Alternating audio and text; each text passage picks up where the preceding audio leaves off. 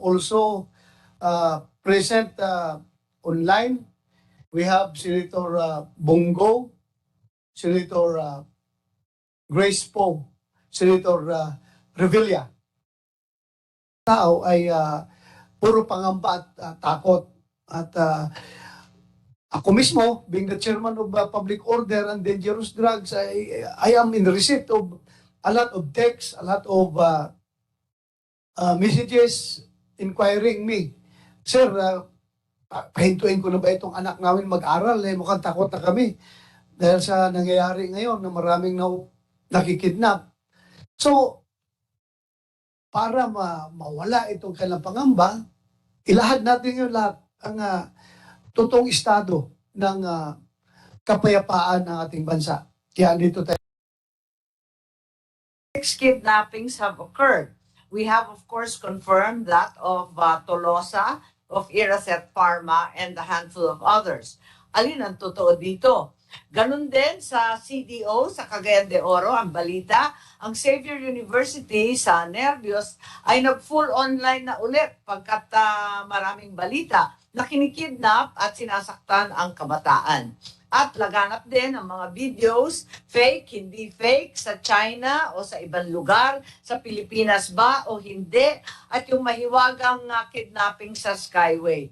Yun ang nais namin malaman sa umagang ito, kung alin dito ang totoo at bakit rin-report na pabagsak ang krimen, samantalang sa kabila nito, takot na takot ang ating mamamayan. Thank you, Senator Amy. From here, I will give the floor to Senator J.B. Ejercito for his opening statement. Thank you, Mr. Chairman. Good morning, everybody. Anyway, as what Senator Amy has said, this hearing aims to find out the truth because it's causing panic. No? And the President's instruction for us is on how to rebuild the economy. And definitely, the peace and order situation is the biggest, probably I would say the biggest factor in having a climate conducive for business to grow, for us to be able to rebuild the economy after the pandemic. Kailangan po maganda ang peace and order situation. Now that, Mr. Chairman, ngayon pa lang tayo nakakabuelo after the 2-year lockdown and pandemic.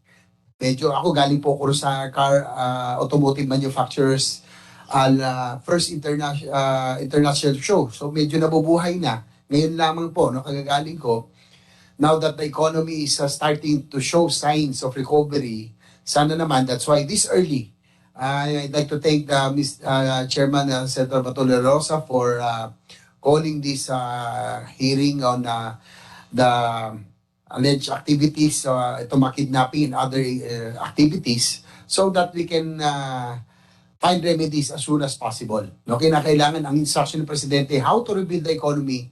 And again, I would like to reiterate that public safety, the peace and order situation is very essential in having a conducive climate for economic development and our recovery. Medyo nakakabahala kasi, Mr. Chair, unang-una nag-file si Senator Amy about the abductions of women. Tapos tumuloy-tuloy na ang nakakabahala, Mr. Chair, yung mga videos na kumalat lately showing Chinese nationals, no? Kasi mukhang singkit na singkit sila. Alam naman natin itsura ng Chinoy, alam natin itsura ng mainland Chinese. You can really distinguish, no? So, yun ko, naikwento na ni Mr. Chairman kanina yung mga gruesome activities, yung pinapalo sa ng maso, tinatalhopan, sinasaksak. And the latest was the Skyway abduction or sabi ng PNP, it was a robbery, but it happened in broad daylight. No? So, of course, it's causing panic. Although ako naman, personally, Mr. Chairman, hindi pa naman ako nabala. I even bike to work alone, wala akong security, no? Kasi we do not want to cause panic because we want to be on our way to recovery. That's why, kung meron mang mga problema, allegedly, probably some international syndicates are using the Pogo Avenue. Kasi po, alam naman natin, ang Pogo, marami rito doing business, also contributing to our economy. Probably they are using that avenue to come here and do their criminal activities. Secretary Boy Rimulya said that the NBI is already looking at the possibility that there are Chinese Cambodians that are already here operating and doing some of their modus operandi. So yan po yung mga dapat natin tingnan. As what Chairman Senator Bato de Rosa said, we really have to weigh kung talagang yung social cost will be too much to bear. Probably we can already, yan ang pag-uusapan natin. But anyway, this hearing, we would like to hear from our law enforcement agencies. I'm sure that they will be top of the situation. NBI, PNP, and the others. So siguro, Chairman, Mr. Chairman, probably can show the video. Probably the authorities confirm whether these videos are authentic. Sabi kasi baka hoax, no? Pero we have to make sure that these videos we have to verify the authenticity of this video so that we can attack the problems already head on and not cause panic anymore in the business sector especially. That's all, Mr. Chair. Thank you, Senator JB. Senator Bong Revilla, you have the floor. Good morning, Mr. Chair, colleagues, resource persons present here today. First of all, I would like to thank the chairperson, Senator De La Rosa, for hearing this matter urgently. Saludo kami sa iyo, mabilisang pag-action dito. Malaki ang tiwala namin sa iyo at siguradong hihinto itong problemang ito. No? To set it straight, no one is above the law. Baka kasi nalilimutan ito ng mga masasamang loob na walang takot lumabag sa ating mga batas. In as such much as our government will always endeavor and strive to protect and uphold the rights and welfare of everyone, citizens and aliens alike, who are within our territorial jurisdiction, our government will never turn a blind eye whenever our laws are violated. Walang sinasanto ang ngipin ng ating batas. Hindi tayo papayag na patuloy na dungisan ng sino man ang ating bayan sa kanilang paghahasik ng gulo at takot sa ating mga kababayan. Hindi natin bibigyan ng puwang ang ating bayan, ang mga taong tila ba mga walang konsensya at halang ang mga kaluluwa. At mamaya ipapakita yung video na yan kung gaano karumal-dumal, gaano katapang o gaano kasigang mga taong yan. At kung merong mang nakakalimot sa ilan sa ating mga tagapagpatupad ng batas, isang paalala, you are either with us or against us. Kung pipiliin nyo na sumama sa mga naghahasik ng kaguluhan, pati kayo ay hahagarin at isasama sa mga kriminal na walang puwang sa ating lipunan. Let this message be clear. We have never and we will never tolerate criminality. We cannot deny that the Philippine offshore gaming operators, also known as the Pogo industry, has helped local businesses and boosted our tourism industry. We are not condemning the industry. What we are condemning is the seeming lawlessness that pervades the industry. Kailangan nating imbestigahan ito upang hindi madamay ang mga wala namang ginagawang masama at naghahanap buhay lamang ng patas at marangal. May kasabihan po tayo na sa bawat gubat ay may ahas. At ang punto ng pagdinig na ito ay habulin natin ang mga ahas na ito at panagutin sa batas. We are conducting this hearing today to weed out those who commit these crimes with brazen impunity. Galit tayo sa mga naghahariang mga kriminal sa ating bansa, lalo na sa mga nagsisigisgaang dayuhang kriminal. Silang mga walang pakundangan sa paglapastangan sa kaayusan at kaligtasan sa ating bansa. Huwag nating hayaan na ito'y ilang mga bugok na ito na magdikta sa nakakarami. Dahil sa kanila, nadadamay itong mga matitino. Sa pamamagitan ng komite na ito, pagtulong-tulungan po natin na matiyak na alisin ang mga bulok na yan. Panahon na para singilin ang mga yan, mga kriminal na taas noo pa nilang ginagawa, no? Hindi natin ito palalagpasin upang wag na silang makapinsala pa sa iba. Sama-sama nating supilin ang mga masasamang loob bago pa mas maraming madamay. Nang sa gayon ay masiguro din natin ang ating mga kababayan, ang kanilang kaligtasan, no? Bawat kaligtasan ng mga Pilipino. The Philippines is known for its warm hospitality. But make no mistake, our country cannot be a haven for criminals. No? Enough is enough. Puputulin na natin ang sungay na mga nag-aakalang mas mataas pa sila sa batas. Pilipino man o dayuhan. To end, Mr. Chair, I challenge the police, the NBI, and all our law enforcers, ipakita niyong karapat-dapat kayo sa inyong mga uniforme. Ipakita niyong karapat-dapat kayo sa tiwala ng taong bayan. Live up to your mandate. We expect no less. Thank you, Mr. Chair. Thank you, Senator Bong Revilla. I could not describe your anger. Alam kong galit na ang panday. Kaya mag-react na tayo nito ngayon. At kahapon, with the permission of Senator Bong Revilla, alam mo, General Malayo, nag-shopping na kami kahapon ni Senator Bong Revilla na anong magandang handgun bibilihin namin para i-carry namin. Kasi baka mamaya masalubong namin yung mananaksak na yun. Puta na, pag nasalubong namin yun, tapos wala kaming dala, baka I'm not saying that wala kaming tiwala sa inyo. You've been doing your job. Para hindi mo mawala sa aming mga civilian, naghanap rin kami ng safety namin. Kaya nag-shopping kami kahapon ng anong magandang baril bilhin namin. Twinning. Kung ano yung baril bilhin niya, yun rin bilhin ko para siguruhin natin. O, pati si Senator JB.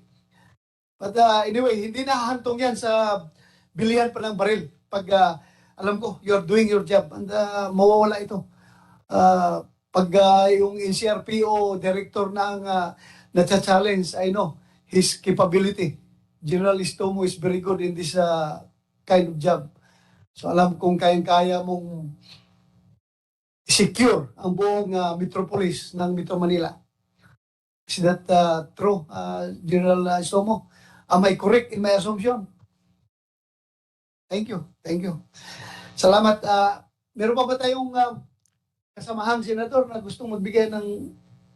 So kung wala na, ito lang, mabilisan lang. Senator JB is preparing a video para right here, right now, you can give your comment dahil marami tayong kababayan ngayon nanonood dito sa hearing na ito.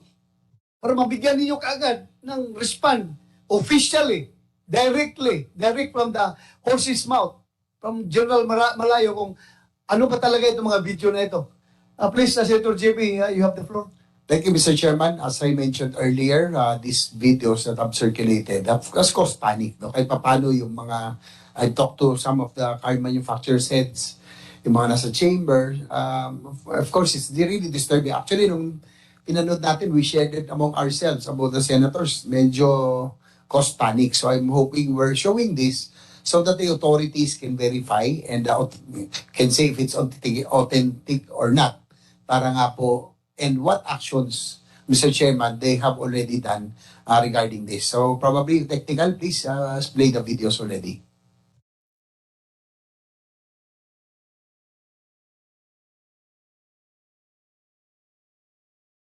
Parental guidance, ha? Ito ay karumal-dumal na video, kaya dapat may parental guidance tayo.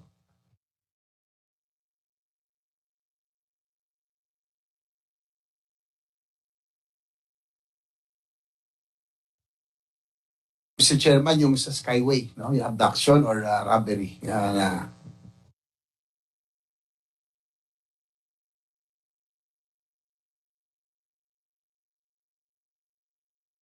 Okay, post muna natin.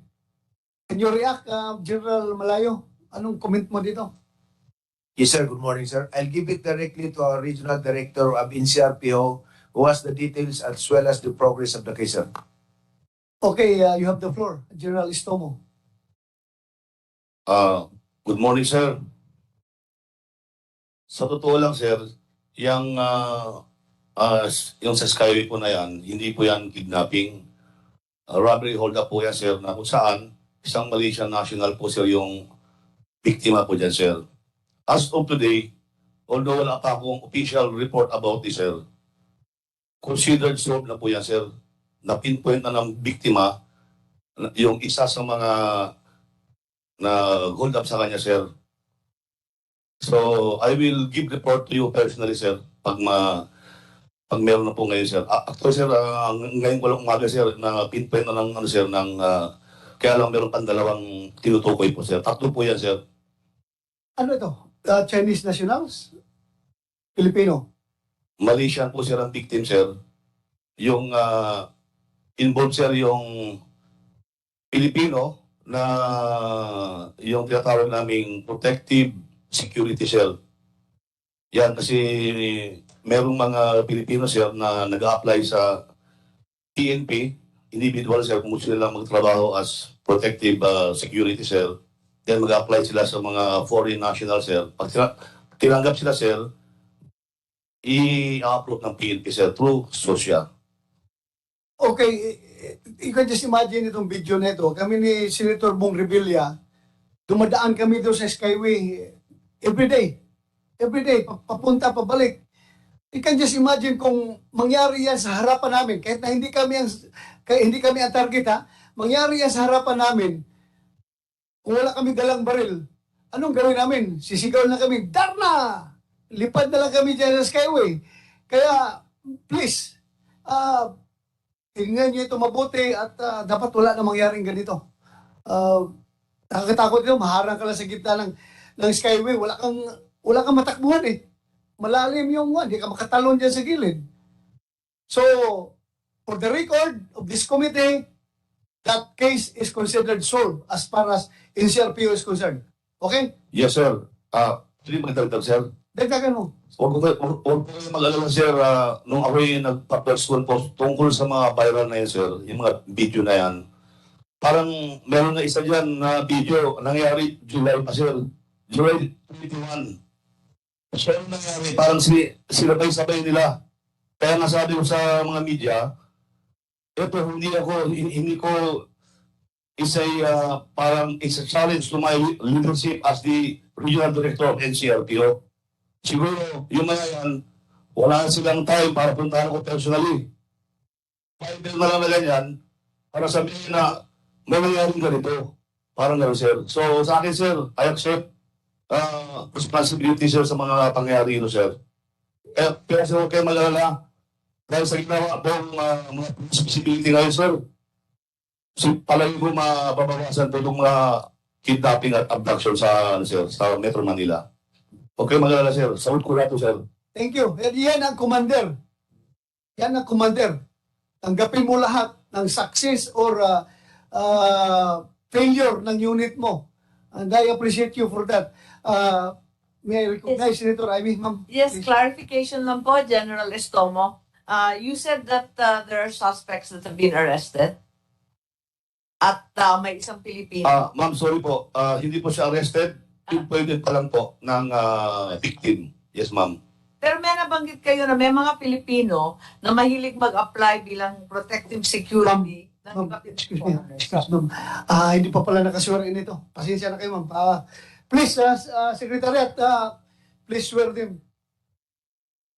Lahat ng ating i-request natin, i-swear. May we request all our guests who are here in the gallery to please stand up, including the police officers there at the center box and the right box. Could you please raise your right hand? Do you swear to tell the truth? Excuse me. Sir. Please enjoy, lahat. Lahat, sir. Kasama na po. All research Sir, persons. All guests po. All guests, sorry. Please raise your right hand. Do you swear to tell the truth, the whole truth, and nothing but the truth in this hearing and investigation? Thank you, sir. Please take your seats. Yes, thank you, Senator Amy. Please go ahead with your questions. Yes, thank you very much. Just very quickly, General Estomo, please. Ang sabi ninyo, may 3 suspects na pinpointed pero hindi pa arestado. Nabanggit ninyo na may mga Pilipino at isa sa mga na-pinpoint ninyo, isang Pilipino na nag-apply bilang protective security ng mga foreigners na ina-approve ng PNP. Tama po ba ang pagkaintindi ko? Tama po ma'am, pero nandito po yung aming director ng para sagutin po kayo ma'am, si ating social sir. Pwede sir. Ang sinasabi ninyo, yung isang pinagsususpetsahan ninyo, in-approve ng PNP bilang protective security? Paano ba yung proseso para maging protective security? I will request our Director of Social, ma'am, or General Dobria to answer the specifics. Pero may listahan naman tayo nitong mga nagsesecure ng mga foreigners. Palibasa dumadaan nga sa PNP. Tama po ba? Kasi hinahanap natin yung listahan ng mga foreigners, hindi natin mabuo-buo, baka isang susi itong mga protective security na nakalista sa PNP. Tama ka yan, ma'am. Please, General Dubria, dito ka rin, dito. Umupo ka dito. Ikaw bang susya? Sinong susya? The social, chief social, sir, is not invited for today's hearing, sir. Oo. Pwede mo, patakbuhin ka agad dito. Yes, sir. Tawagan mo. Kasi masagot mo yung tanong ni Senator Ayman. I can give a general overview of the requirement. Mas maganda yung susya Yes, ang sir. sumagot. Tawagin mo. ASAP, ha? Yes, sir. Sige. Yes, sir. Thank you, sir. Thank you. Antayin na lang po natin pagkat baka isang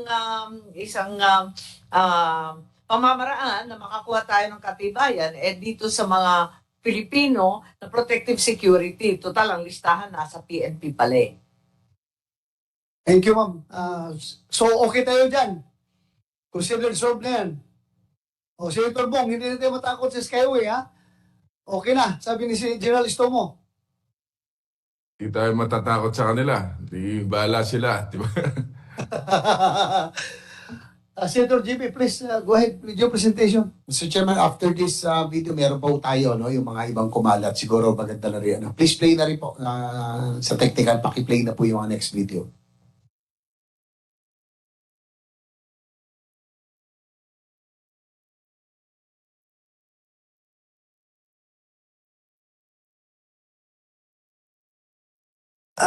Ayaw mo na.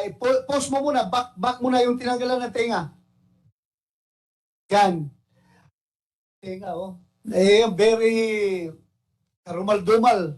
Tinanggalan ng tenga. PNP, can you confirm or deny if that video transpired within our territory of the Republic of the Philippines? Nangyari ba yan dito o hindi?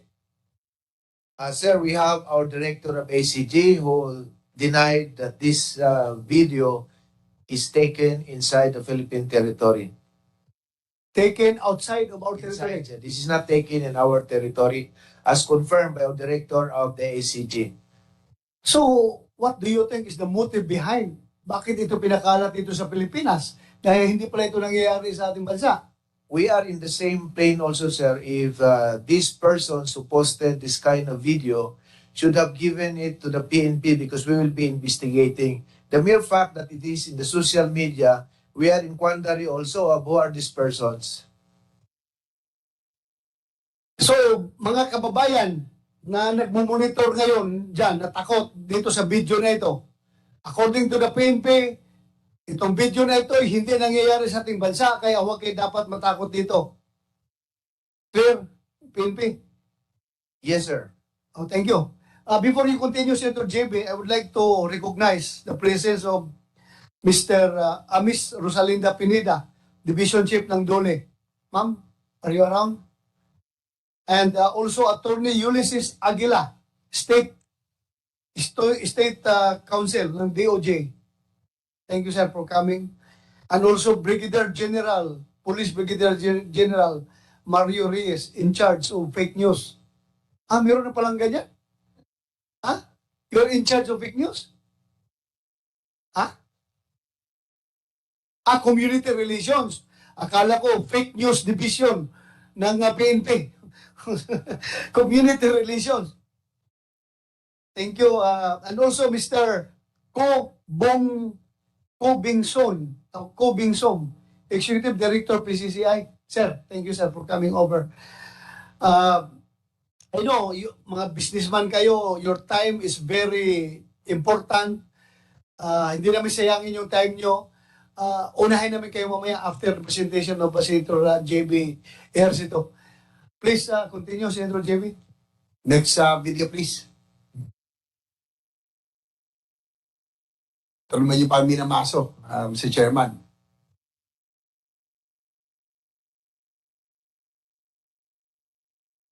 Sus.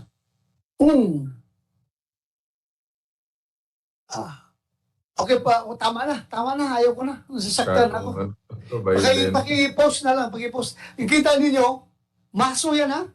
Maso na bakal yung dulo niyan.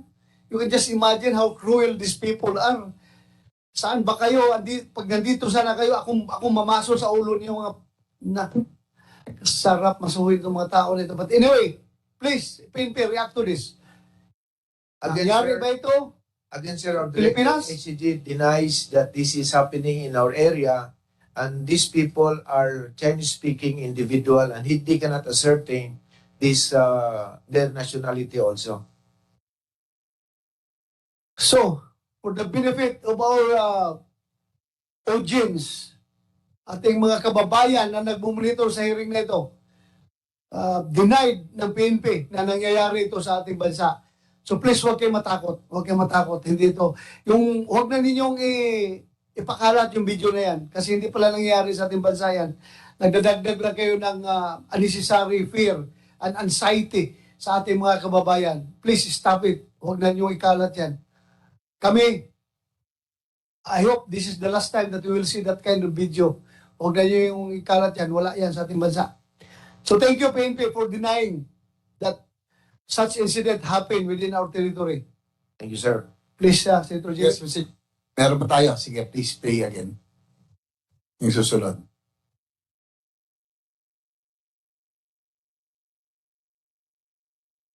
Ito, dito talaga to kasi may PNP police vehicle na para sinalvage sa Chinese national, Mr. Chairman.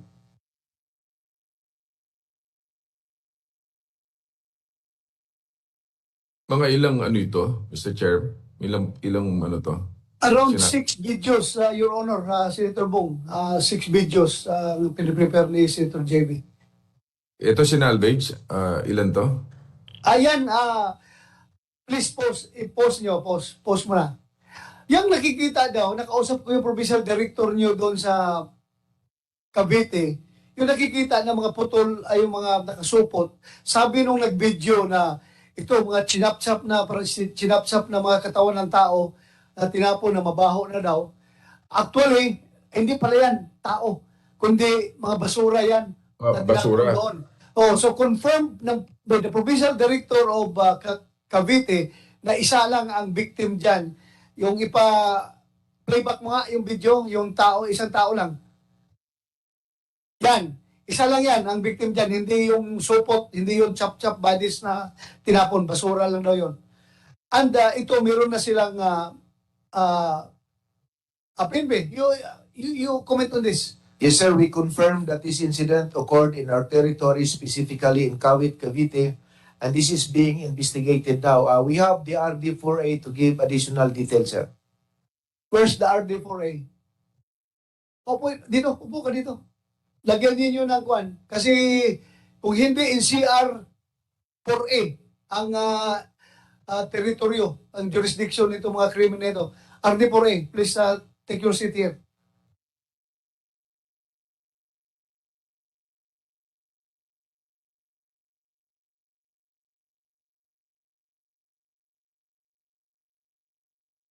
Naswear in ka na ba, General Nartades?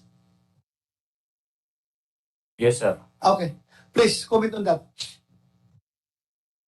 With the video that have shown to us and in this session hall, Yeah, I confirm that the dead body, only one male cadaver, was found in Your Honor, sir. How about update? Um, uh, the description of the male cadaver is a Chinese-looking person. But with finality, we cannot ascertain because wala pong identity. And right now, we've been coordinating with the different, like the BID and of course the Chinese community. Hindi pa namin ma-ascertain. What we're doing is we're gathering fingerprints and comparison with the victim or the cadaver that had found. We have also secured some passports of alleged and or missing foreign nationals, Korean or parang ganun sir, Chinese. Pero hindi pa natin na-identify with finality, sir. Okay, thank you. Alam mo, you have mentioned again about fingerprints. May nakuha na kayo mga Latin prints sa katawan nitong biktima. Ang problema ngayon, kung saan kanino nyo i-match yan, kanino nyo ibabangga, you don't have the database na babanggaan itong Latin prints na nakukuha ninyo sa katawan ng biktima. Now, I would like to ask in this connection, Bureau of Immigration, yung pagpasok ba nito mga foreign nationals na ito, automatic ba? Meron silang biometrics na kinukuha?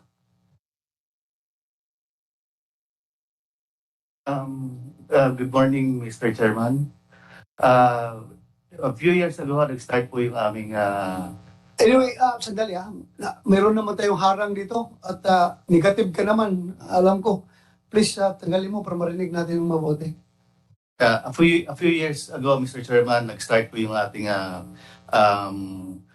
yung collecting of the biometrics, the fingerprints and eye scan. Pero after the pandemic po, sinuspend po natin yung pagkuha ng biometrics para lang proteksyonan yung pagpasok po ng infection ng COVID-19. But right now, it's nag-initiate po ulit. So, malaking problema pala ito. Wala tayong biometrics kung mga terorista na yung pumasok dito. Hindi natin sila matutumbok dahil wala tayong biometrics. So, binabalik na niyo? Binabalik na niyo ngayon? Yes, Mr. Chairman, may biometrics po ngayon. Sinuspend niyo because of pandemic? Yes, Mr. Chairman. Oo. Bakit? Lalapit ba siya doon, di ba? Ganun man lang. Ganun lang yun doon.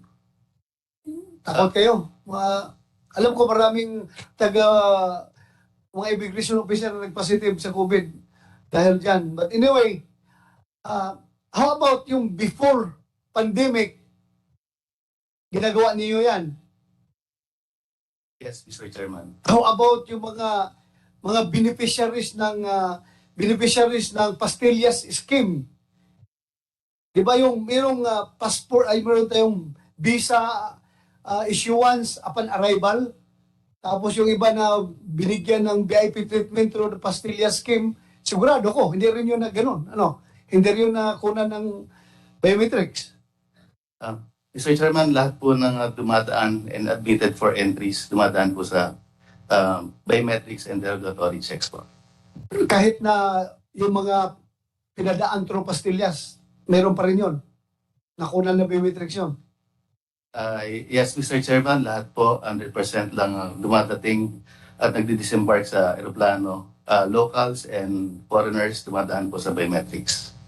Yung biometrics na sasabi mo, baka ang biometrics mo, yung mata lang, yung eye scan. Hindi yung, kasi ito yung importante, yung biometrics na mga fingerprints. Para yung Latin prints na makukuha doon sa biktima, ay mabangga natin, mamatch. Wala. Yes, Mr. Chair, dumadaan po sila sa fingerprint. Okay, And Mr. Chair, nung way back 2020 po, early first quarter na nasuspend na po yung visa upon arrival. wala ng visa upon arrival. Wala na po. Kahit na Chinese na pug workers ha, wala ha? Sinuspend po ng Bureau of Immigration na I think January of 2020. 2020. 20. Yes. So, yung 19 meron pa. Yes po, Mr. Chair. Oh, so pwede pa rin, di ba? Sigurado kung 19 o 20 ito pumasok. So, but anyway, ganito lang immigration. May problema ang PNP nga wala silang database. Kayo ang may database itong mga foreigners entering into our country. Pwede ba nyo i-share yung database with the PNP? Alam ko, very capable ang PNP. Meron silang, anong tawag nyo yung crime lab nyo dati?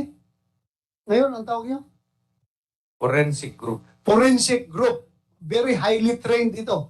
Na mga, kahit na DNA, sabihin mo, very high-tech yung kanilang DNA laboratory sa PNP. Kaya pwede niyo i-share sa kanila para tulungan ninyo na masolve itong mga kaso na ito. Kaya? Yes, Mr. Chair, and to add also inputs, yung Bureau of Immigration naman po, Mr. Chair, closely coordinating, collaborating with our counterparts. Pag may nakita po sila kami na sa social media, identified yung pangalan, we ensure na we issue and send letter of coordination to sa concerned office or agency. In the same way din po na pagka ang counterparts is nagbibigay ng mga information, all we need lang po is an accurate and precise identities such as the full names and the date of birth. And then while ginagawa po yung criminal case against the foreign nationals, sa Bureau of Immigration naman po, nagko-conduct na po kami kagad ng case build-up and magre-recommend po kami ng either cancellation of the visa and eventual deportation po ng foreign nationals. Okay, thank you. Sana, ako again I would like to encourage you na angasan, bigyan pa niyo ng angas yung iyong trabaho dyan sa immigration. Hindi tayo puro accommodating na to the extent na hindi niyo alam na yung pumapasok pala dito kung hindi terorista, baka mga infiltrator na yan galing sa Chinese Army or ano ba, hindi natin alam. So dyan ang PLA, People's Liberation Army. Baka mamaya, because of our dispute, di malayo, Mr. Chairman, that they are using the Pogo Avenue para makapasok dito. Yan mga pwede natin alamin mamaya. That's right, Senator JB. Alam ko yung concern mo, that's okay lang ako klaruhin ko sa inyo. If this problem is purely public order or purely public safety, alam ko, kayang-kaya ng PNP yan. They can catch up whatever challenges na nasa harap natin ngayon. Kayang-kaya ng PNP yan. Pero pag ito ay dumating na sa national security, ibang usapan na yan.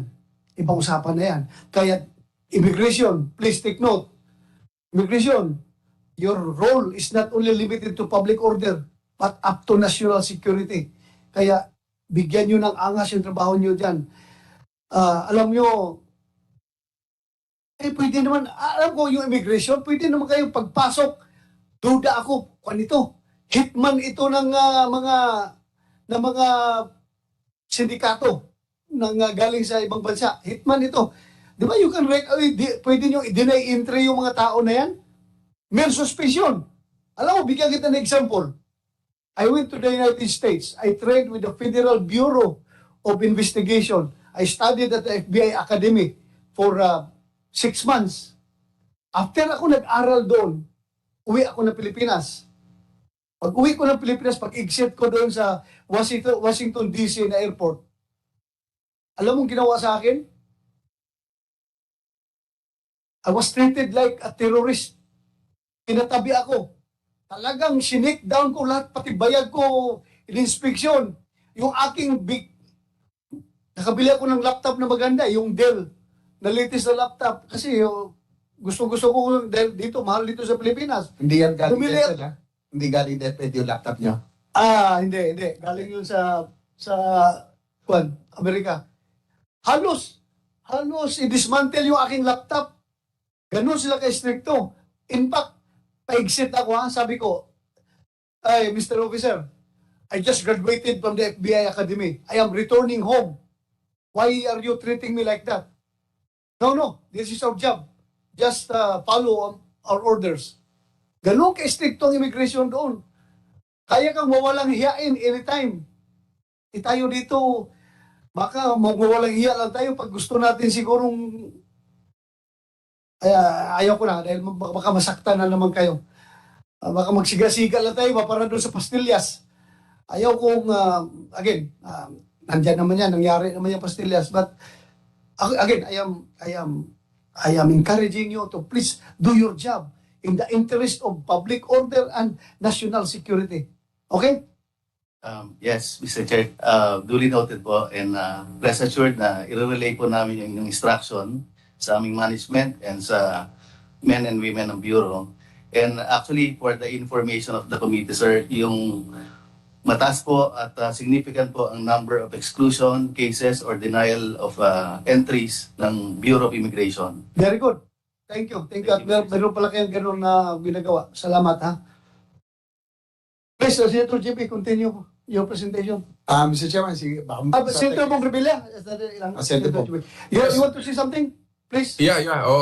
Follow up lang po dun sa nasabi kanina yung kaso dun sa Skyway ay solved na daw, no? Ang issue po nito ng taong bayan na tinatanong nila, no, kung meron na ba tayong napanagot dito, nakasuhan o na-deport, yung mga nagkasala. Ano na po ba? Meron bang nakasuhan kung sinabi nating solved na to? General Stomo. General Stomo? Sir, gaya ng sabi ko, may na pinpoint na yung victim sir na yung isa sir. So, sasampahan namin Na-pinpoint pa lang, so hindi pa Opo, siya... Yes, sir. Opo.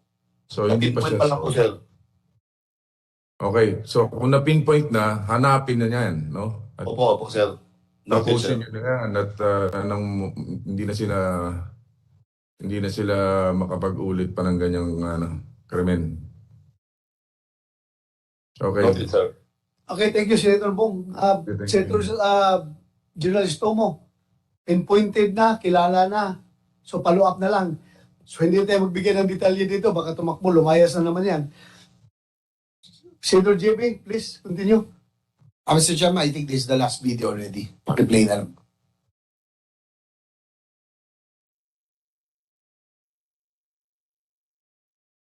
Please play the video. Ayan, sige.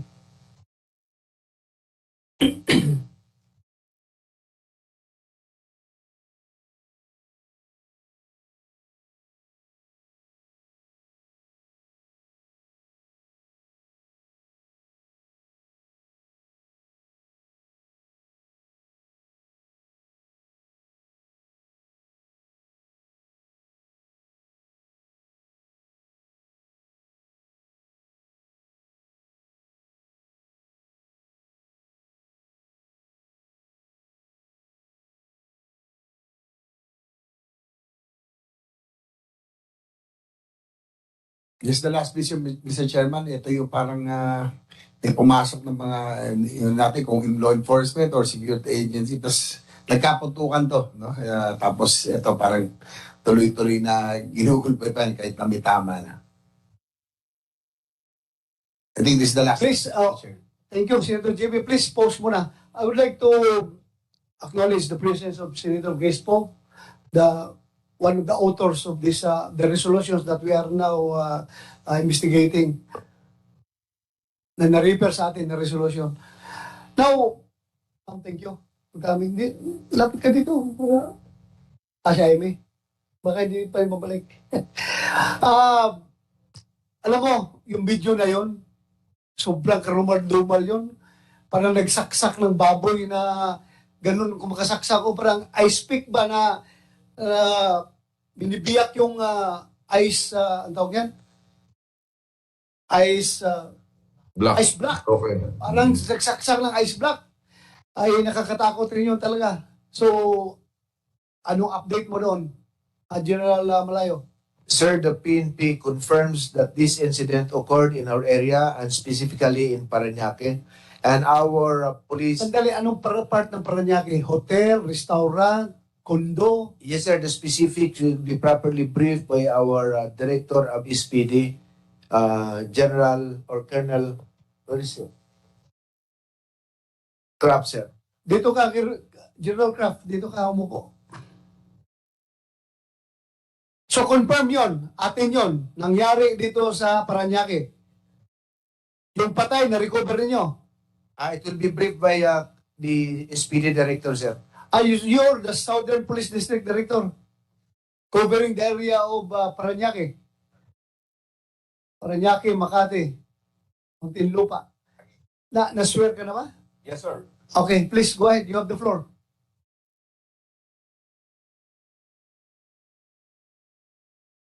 Sir, this incident transpired last July 22, 2022 at the 20th floor of Marina Seaview Residences, wherein one of the victim was identified as Xiang Xiaolong, 30 years old, born in China, and a resident of Pag-asa Extension, Santa Mesa, Manila. And Meng Shu of legal age with given address at Chroma Tower, Makati City. Sir, as of today, sir, we have identified 12 protective agent Filipinos who were caught on the CCTV camera, sir. And also the other Chinese suspects are still unidentified as of this date, sir. Kaya very crucial yun, makuha nyo yung Pilipino dahil sila mag-lead sa inyo para makuha yung mga Chinese na yan. Yes, sir. O, yung Pilipino na nagbumaril, di ba? Narinig mo, barilin ko na to, di ba? Binaril yung isang Chinese na nagbunot ng baril para isurrender yung baril niya, hindi naman act of shooting, binaril yung protective agent. Kaya very, very important ngayon, General Malayo, yung ating susya, nandito na sana para siya managot dito dahil these are protective agents under the regulation of susya. At sila ngayon gumagawa ng krimen. Isipin mo para tayong kumukuha ng bato na pinupukpok sa ating ulo. Yung mga tao na ito, binigyan natin ng permit, binigyan natin ng license para maging protective agent in order to secure VIPs. And now, they're being used as goons. Sila ngayon ginagamit ng goons ditong mga sindikatong Chinese syndicates. Ginagawa sa bodyguard. Please, check on this. Pabilisan, tawagan mo yung susya. Kung Yes, pwede sir. sa pasakay nyo na helicopter, ihatid dito. Yes, sir, Sana. our Chief Susya is already contacted and will be coming, sir. Dapat mabigyan linaw ito. Kung ihinto ba natin itong programa na ito, din ihinto natin para kung ito'y naaabuso. Maganda ang purpose, mag-provide ng security. Yun pala, sila pala ang gagawa ng krimen. Continue, Colonel, Clarify also, sir, Please, just why? to clarify that protective agents are not members of the PNP, but these are civilian trained to provide security. Just to give emphasis, sir. Yes, that's duly noted. Thank you for that. Protective agents are not members of the Philippine National Police. They are issued license by the Philippine National Police para security ba? Security guard. Pero ang gamit niya is mag-escort as bodyguard. Mag-brigade ng mga VIP. Yan yung purpose niyan.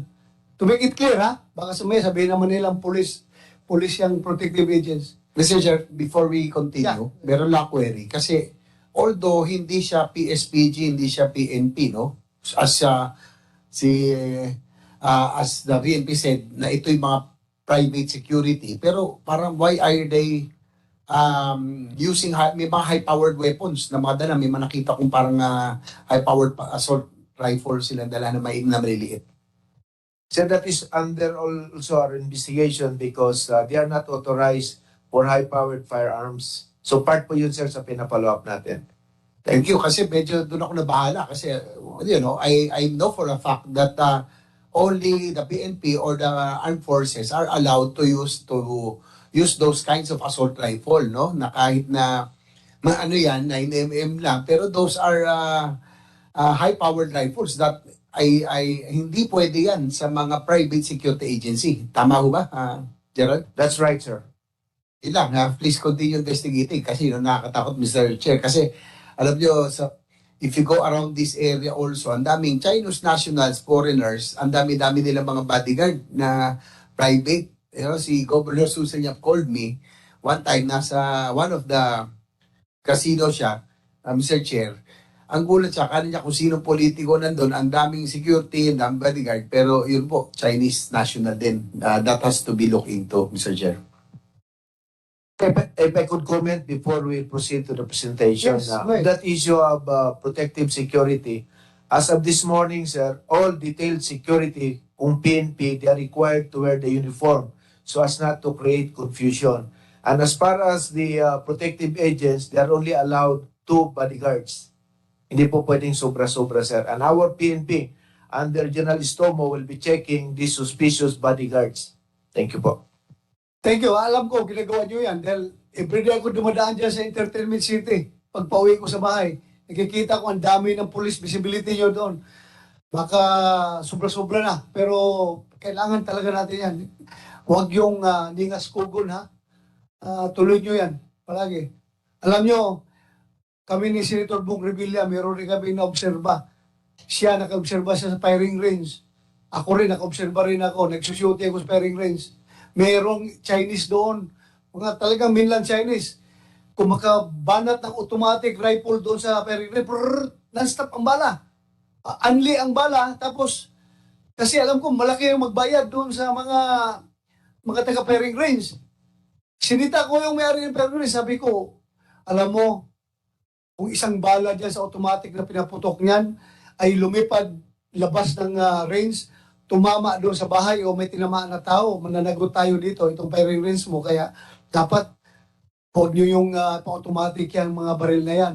At saka nagtataka ko, bakit gustong-gusto lang gumastos ng baril dito sa firing range, ha? Nakikita natin yan.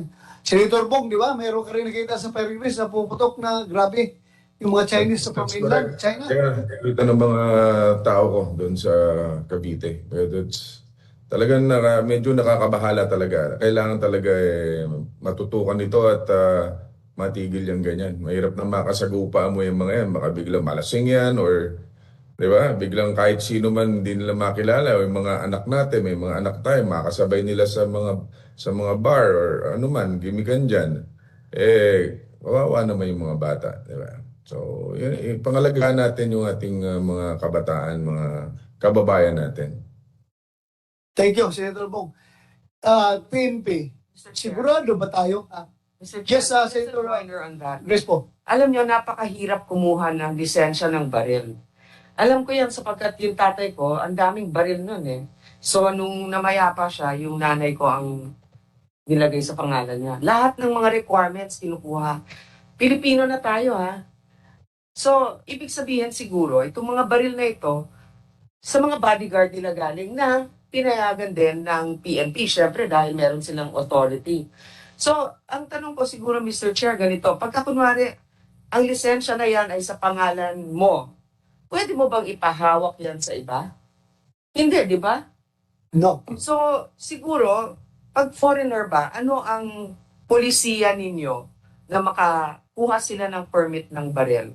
Pwede bang matanong yon pagkatapos po ng inyong tanong? Yes, wala problema. Please respond immediately, General Malayo. Ma'am, foreigners are not authorized to possess firearms in the Philippines. Neither are authorized to be given the license. Sige pa. Thank you. Be sure, walang naisyuhan yung EPO natin ng baril na mga foreigners na yan, ha? As far as our record is concerned, sir, we are following the policy, but we are open for investigation to make sure that there are no foreigners issued with firearms. So, Mr. Chair, yung mga sinasabi ninyong nasa firing range, no, we're assuming they're not Filipino nationals. We're not sure. Are they allowed in a firing range to hold a gun if it's not licensed to their name. I suppose that's okay, right, in a firing range? Yeah, actually, yung mga firing range yan, they're private. At may baril yung mga may-ari ng firing range at nagre-renta lang sila doon para makaputok sila. Because that is a firing range, merong baril doon, may house gun ang may-ari ng firing range at pinaparinta at pinapaputok. So, So, ang sinasabi lang natin, pag wala sa firing range or sa isang pribadong lugar, talagang dapat matuntun kung may mga lisensya ba sila dahil dapat wala, di ba? yes, that should be the case. Ako nga, ang recommendation ko nga sa inyo, at General Malayo, pag makita kita ng mga alam mo na, yung mga mainland Chinese na parang ang daming bodyguard, kapkapanin nyo yung mga bodyguard at hulihin ninyo kung illegal possession of firearms, kung gano'n. Ha? It started already this morning, sir. Hintayin mo pa magbabarilan na yan sila dito sa labas. Yung barilan yan, nasa loob ng mga building. Mamaya, dito na sa labas yan makipagbarilan. Sakit ng ulo natin. So, unahan na ninyo. Shake down ninyo lahat. Lahat ng illegal bodyguards, illegal firearms. Do it. You have to do it. Mr. Chair, alam mo, Yes. napansin ko, and I commend them for having this rescue of the ones that were illegally detained. But the timing is suspect. Di ba parang dahil nga nagkakahiling tayo, biglang nagkakaroon ng mga crackdown. Sana naman, syempre, di ba sinasabi nila, ano ba kami, investigador ninyo? Hindi naman dapat ganon, di ba? Kaya lamang, pag nakita namin merong kakulangan, syempre, responsibilidad din namin ipatawag kayo. Ang isa pang nakakabahala dito, imagine, malalaman ba namin ito kung hindi napasa sa amin yung mga video na yon? Bakit ba nagkakaroon ng news blackout? Yun yung tanong ko eh. Sapagkat sa mga presinto, merong mga nakatalaga dyan na media. So pag merong mga nakikita merong kailangan puntahan na lugar, imbestigahan, kasama usually yung mga media. Bakit dito wala? Nalaman lang natin dahil may nag-video doon. Walang nag-report. Ano ba talaga? Ma'am, that's why we're also requesting our community, because if these videos has been submitted immediately to the police station, we could have our earlier actions. The fact that it is submitted to somebody, not practically in the social media, but accordingly it is a P2P or private to private, and it was submitted to anybody that it is received to the stations or to the PNP only later na ma'am. So we are appealing to the public, pag may na-witness silang crime, they will report it immediately to the PNP, kasama na rin yung media para magkaroon ng counter-checking. In fact, yung nakita nating video na may robbery sa highway, kung naibato ka agad yung kay General Istomo, sumaharang ka agad yun, ma'am. But the fact is, late na naman na-report. Later or after this conference or in hearing, General Istomo will publish the ready reference or the daily hotline of NCRPO, as well as the website where they could post this kind of videos for our immediate action. Thank you. Thank you for the clarification, but it seems that the PNP had been evasive over time because the Chinese community is cooperating with us, telling us about the data that they have, but it's not reconcilable with the data of the PNP. So, ilan ba talaga ang naging kidnappings? Kasi yung sinasabi ng iba, 56 within the past 10 days. Yung sinasabi ng PNP, hindi naman talaga ganon. So, ano ba talaga? Ilan? Okay, ma'am, I was private to that incident because on August 31, our chief PNP briefed in Malacanang, and it was clear that our crime trending is going down. On September 8, I was in Congress, and the group of the PCCCI, we have here Mr. Kobing Som. Sir, thank you very much. You're here. They complained that there was 56 kidnapping incident for a period of 10 days. That was brought out and discussed in the Congress. So I brought them immediately to our office of AKG in Camp Crame. However, they cannot substantiate when did this incident happen and where. So we stand on our statistics that the 56 crime incidents or kidnapping incidents did not happen. And in fact, since he is here, he could confirm, so we could act immediately po. Mr. Chair, may we confirm that? Yes, Senator Grace po, can we ask Mr. Bing Som to comment on that? And I think also, Mr. Lujin Ang, you were quoted in the newspaper that you also said the same statement. 56 kidnapping incidents within 10 days. Please comment on that, sir. Mr. Kobing Som. Thank you, Mr. Chairman. Thank you, members of the honorable members of this Senate committee. And there are some reports which we have to be specific. No, based on the database of the AKG, those were reported cases.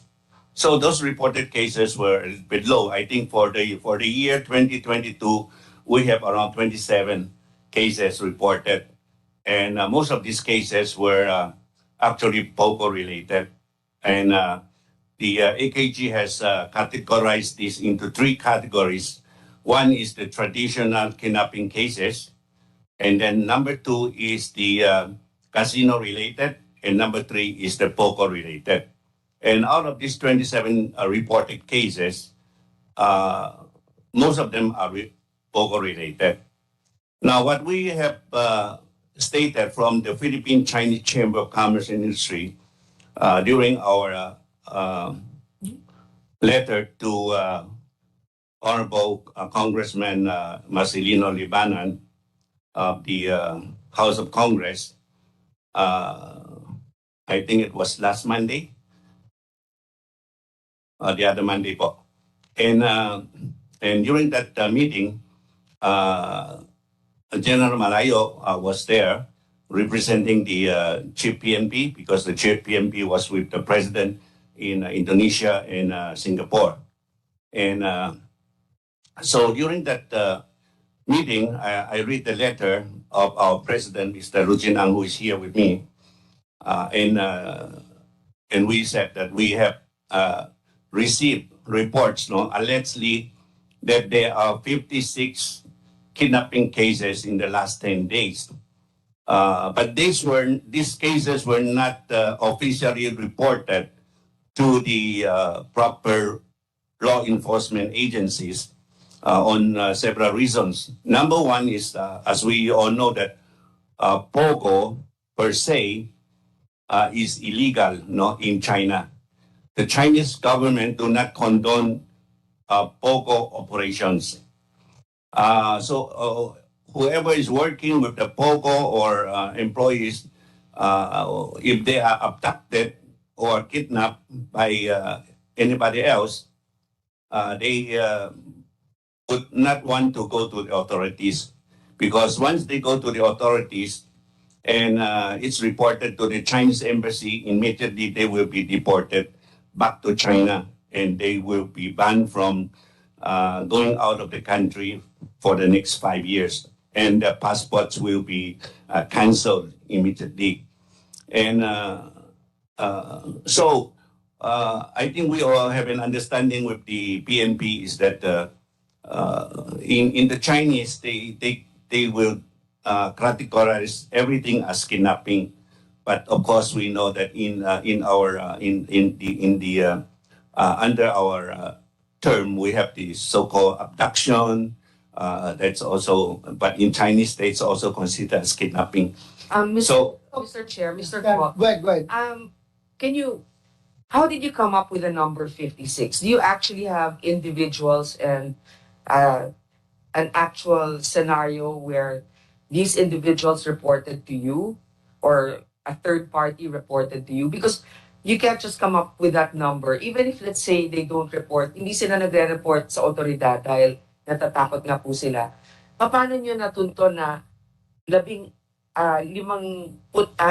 ang nakidnap, o kung ano mang tawag doon? Thank you, Senator Ma'am Grace po. We would like to thank you for initiating this proceeding. So we are here this morning to shed light on what's happening. You see, the Philippine Chinese Chamber of Commerce, our national office, we have 37 local chapters throughout the country. And we receive reports from our local chapters as well as the members of our national office. And those allegedly 56 were only initial, no? We would like want to say that actual cases is even more than that, even more than the 56, no? Especially this really happened during the last 2 months, I would say. And Pero may verified po yan ng mga chapters ninyo. Like they know an individual that was actually abducted or harassed. actually, we do not have the verification of the actual cases, but from the reports that we received from our local chapters and our members, those were the figures that were relayed to our association. And because of that, we feel that it is our responsibility to bring it to the authorities. And of course, I would like to point out also this is we are not here to blame the PNP, because if the cases are not reported to the PNP, they have no way of doing the job, no. But we just want to bring this to their attention so that they can take a look and be more proactive on things like this. I would like to point that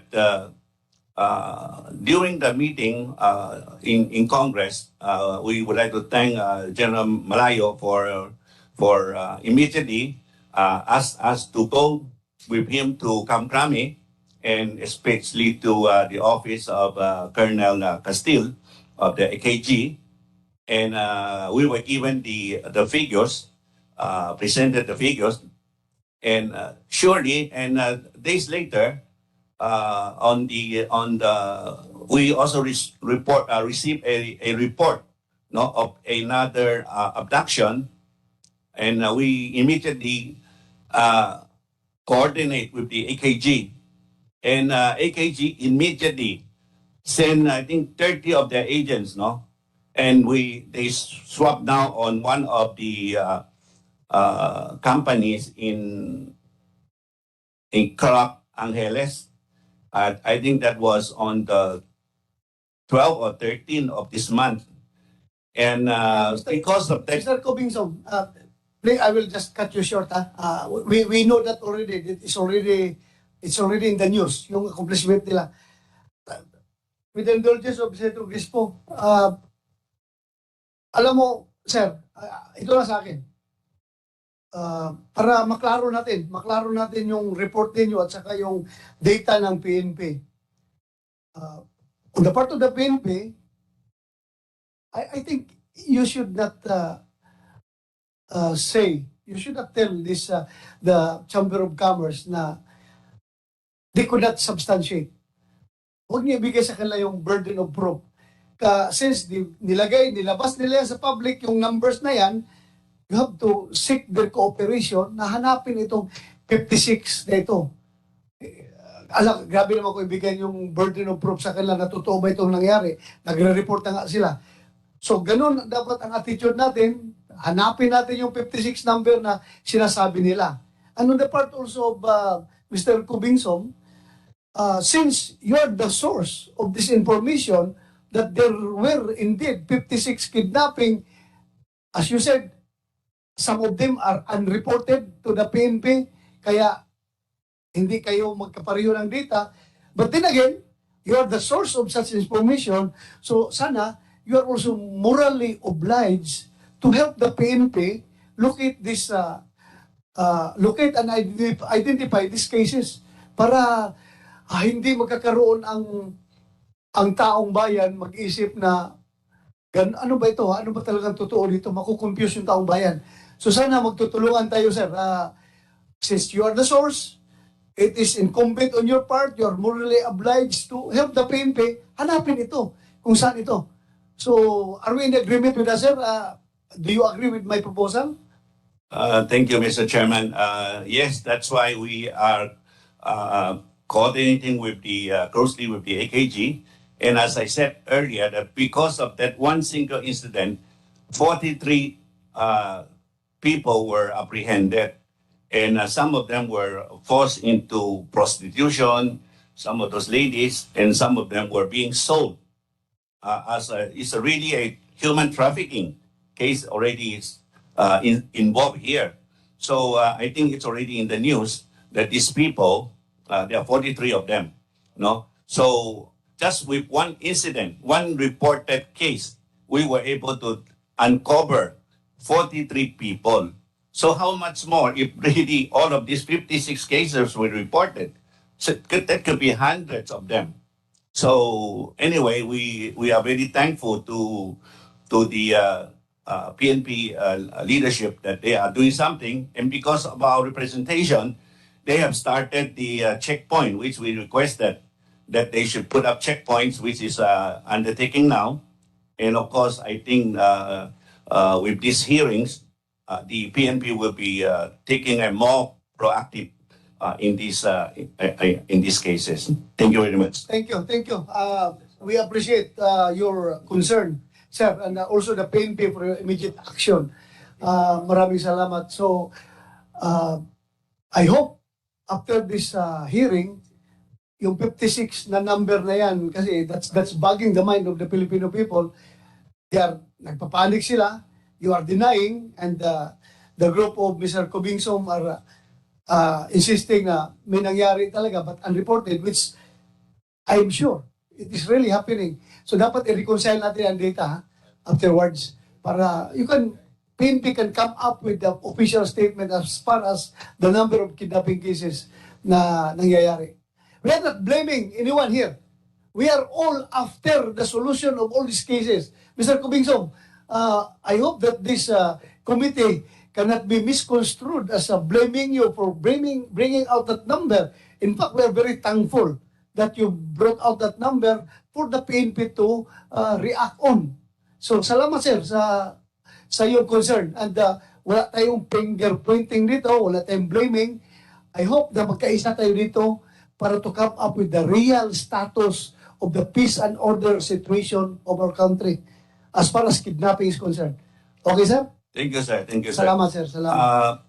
I want to emphasize is that out of these 43 people being rescued by the AKG, by the way, all these people are still under interrogation at the office of AKG. So all of these 43 were not reported.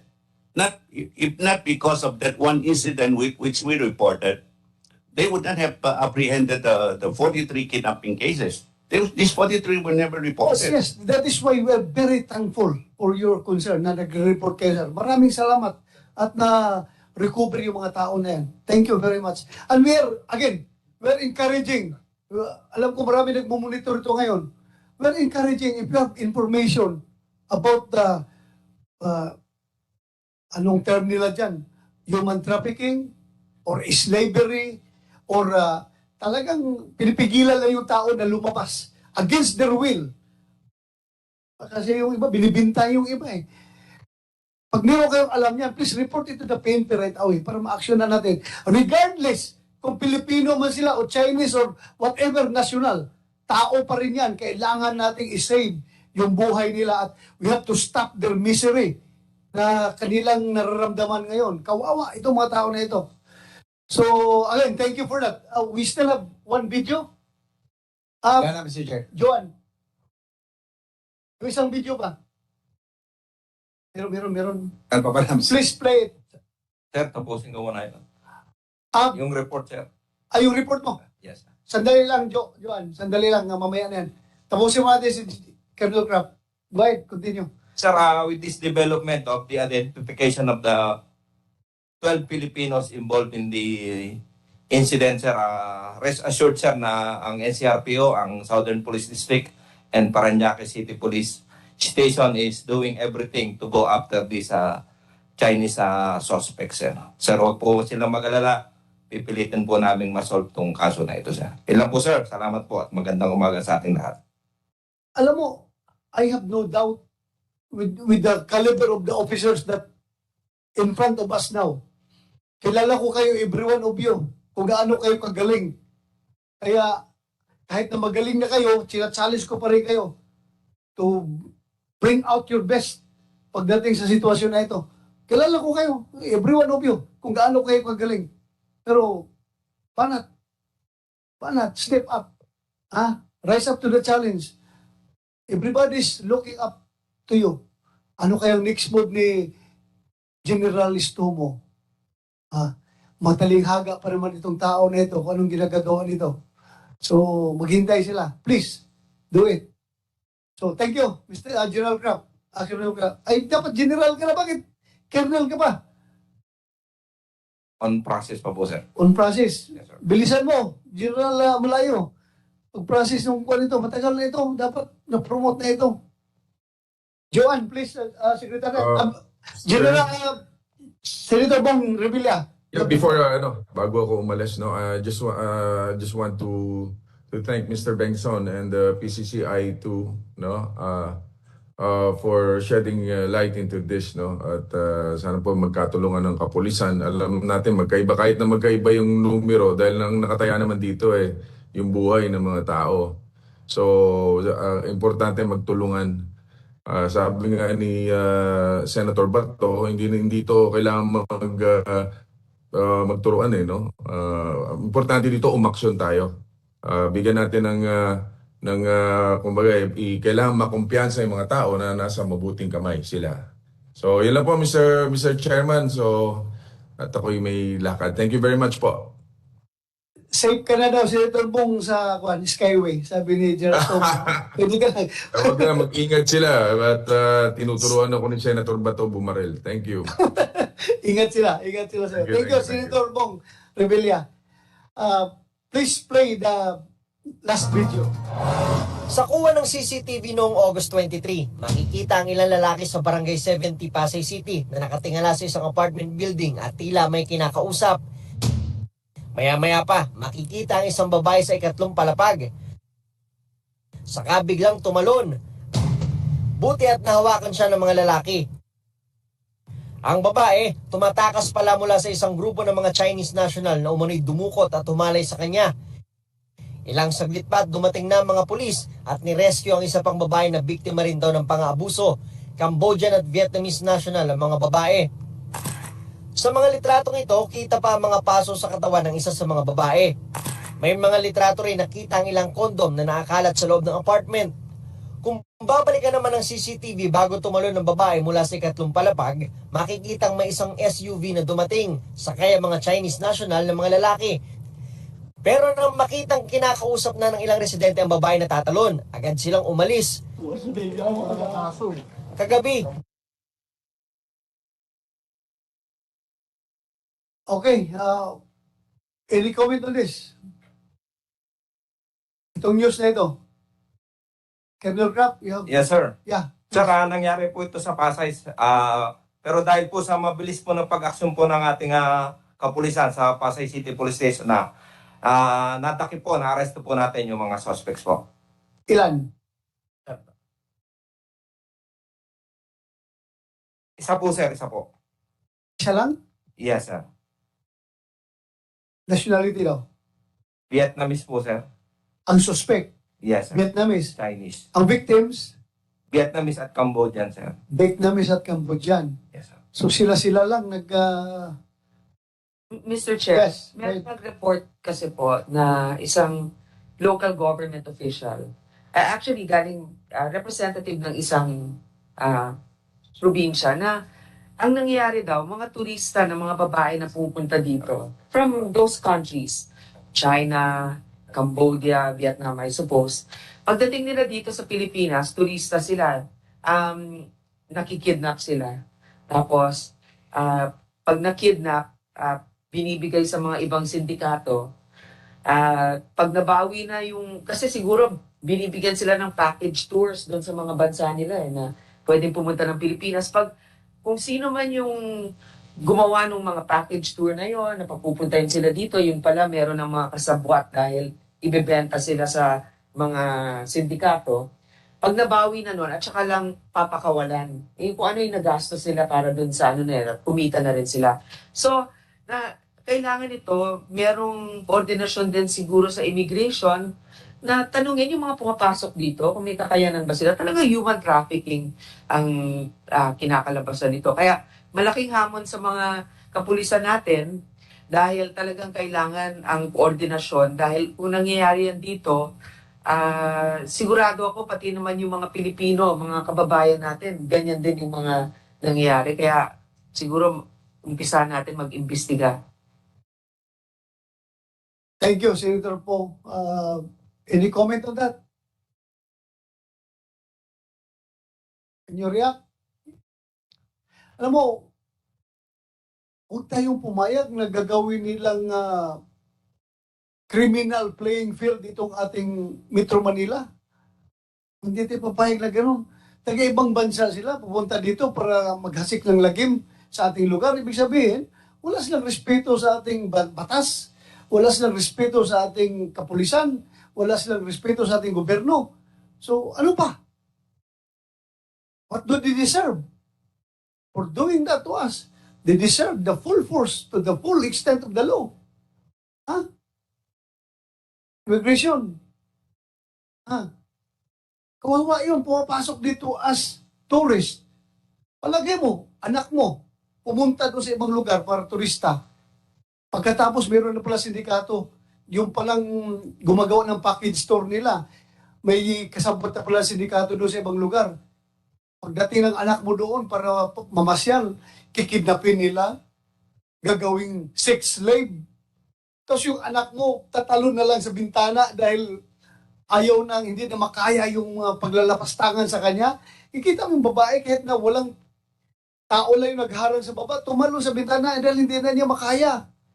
Kung PNP, papaya kayo ganun. Kung, imagine niyo anak natin yung babae na yun na ginawang sex slave ng mga foreigner. Oh, hindi ko Nasaan? Nasana daw yung dalawang babae na yon? Nasana?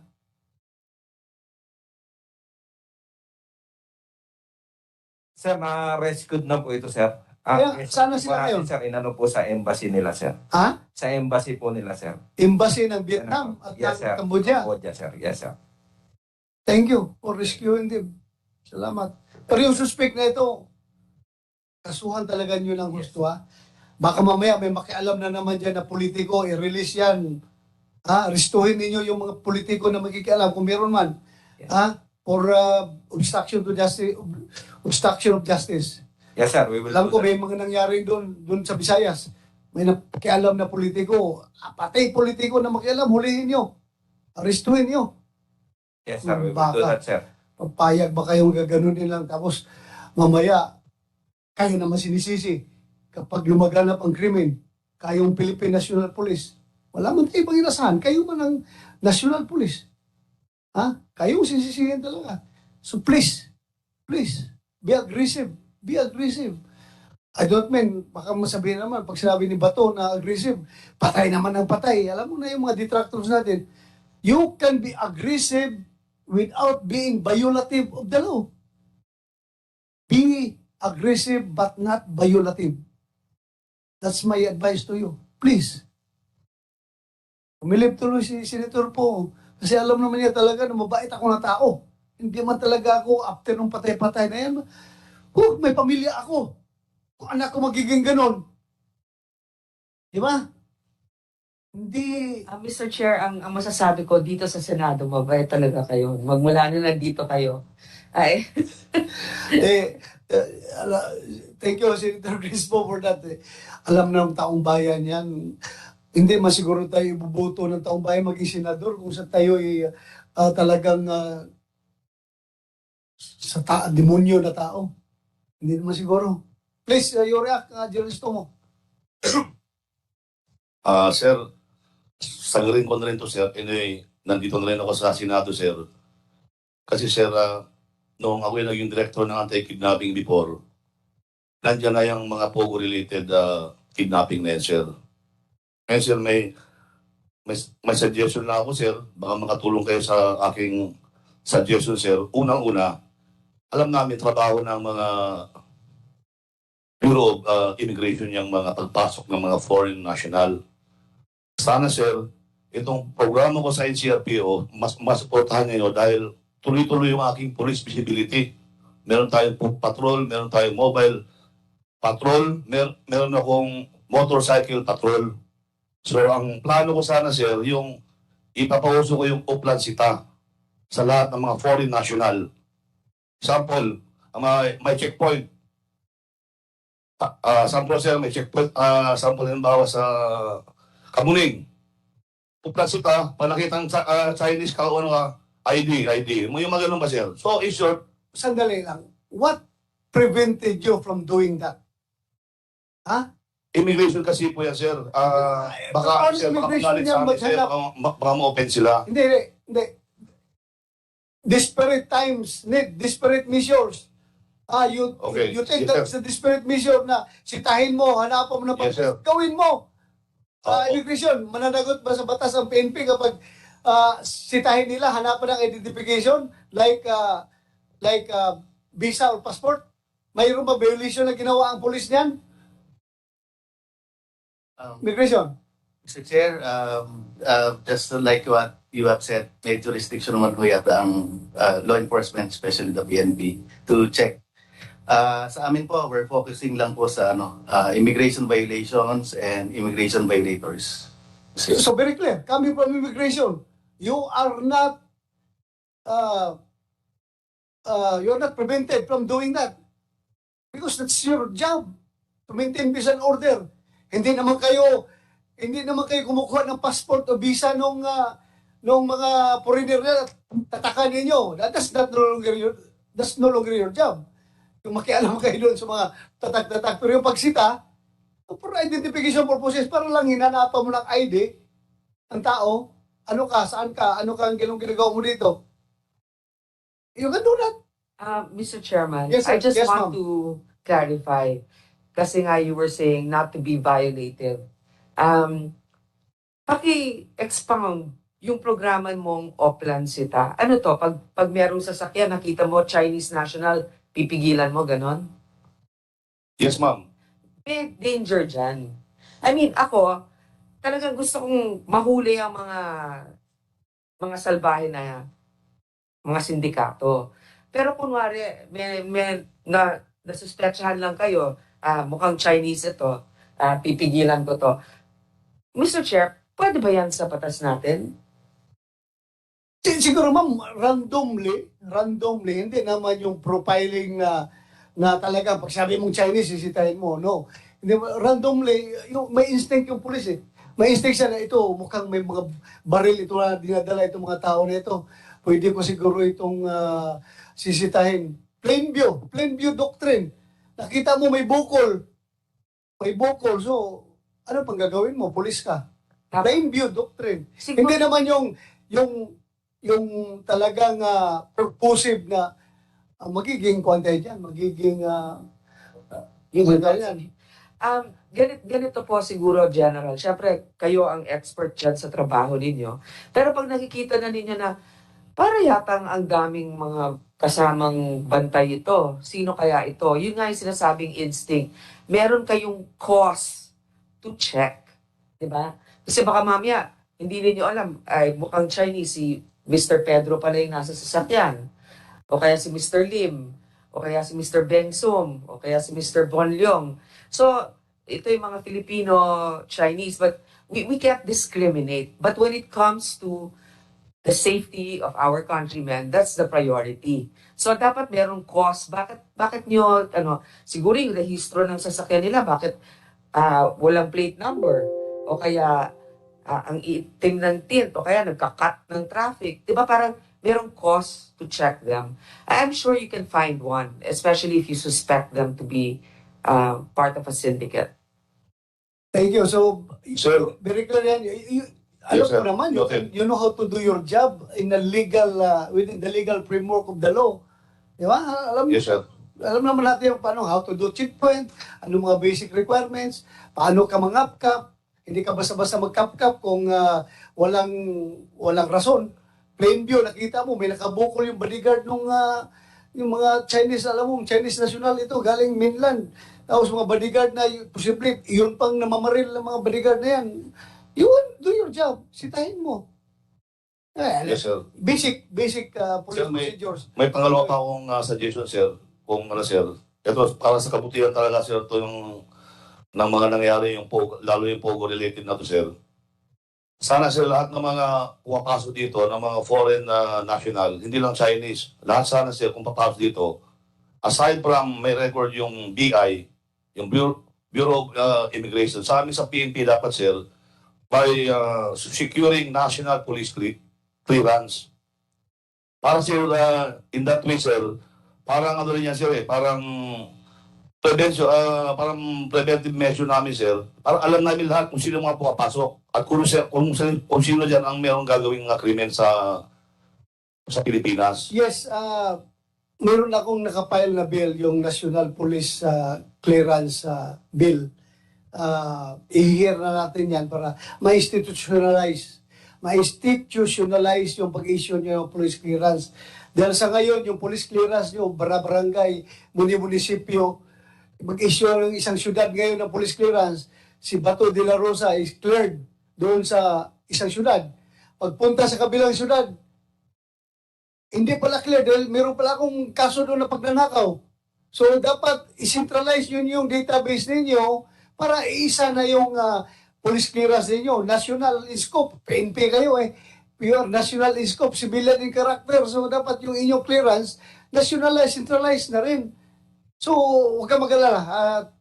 Bilisan ko yung aking bill. But right now, for the exigency of the situation, kung kailangan nyo ng data, you go to Bureau of Immigration. They can provide you with the data. Mag-coordinate mo na kayo.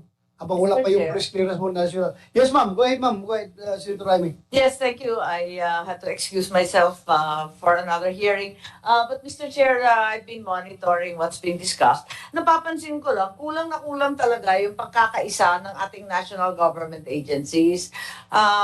On one hand, yung police, inaako lahat ng responsibilidad. On the other hand, yung ibang ahensya naman should bolt in. Mag-isip tayo ng konting innovation, medyo creative tayo. Dito sa Oplan Sita, obvious naman, pwede natin gamitin at patulungin ang LTO, ang LTFRB para sabayan lakad. Kasi madali sila magsita, di ba?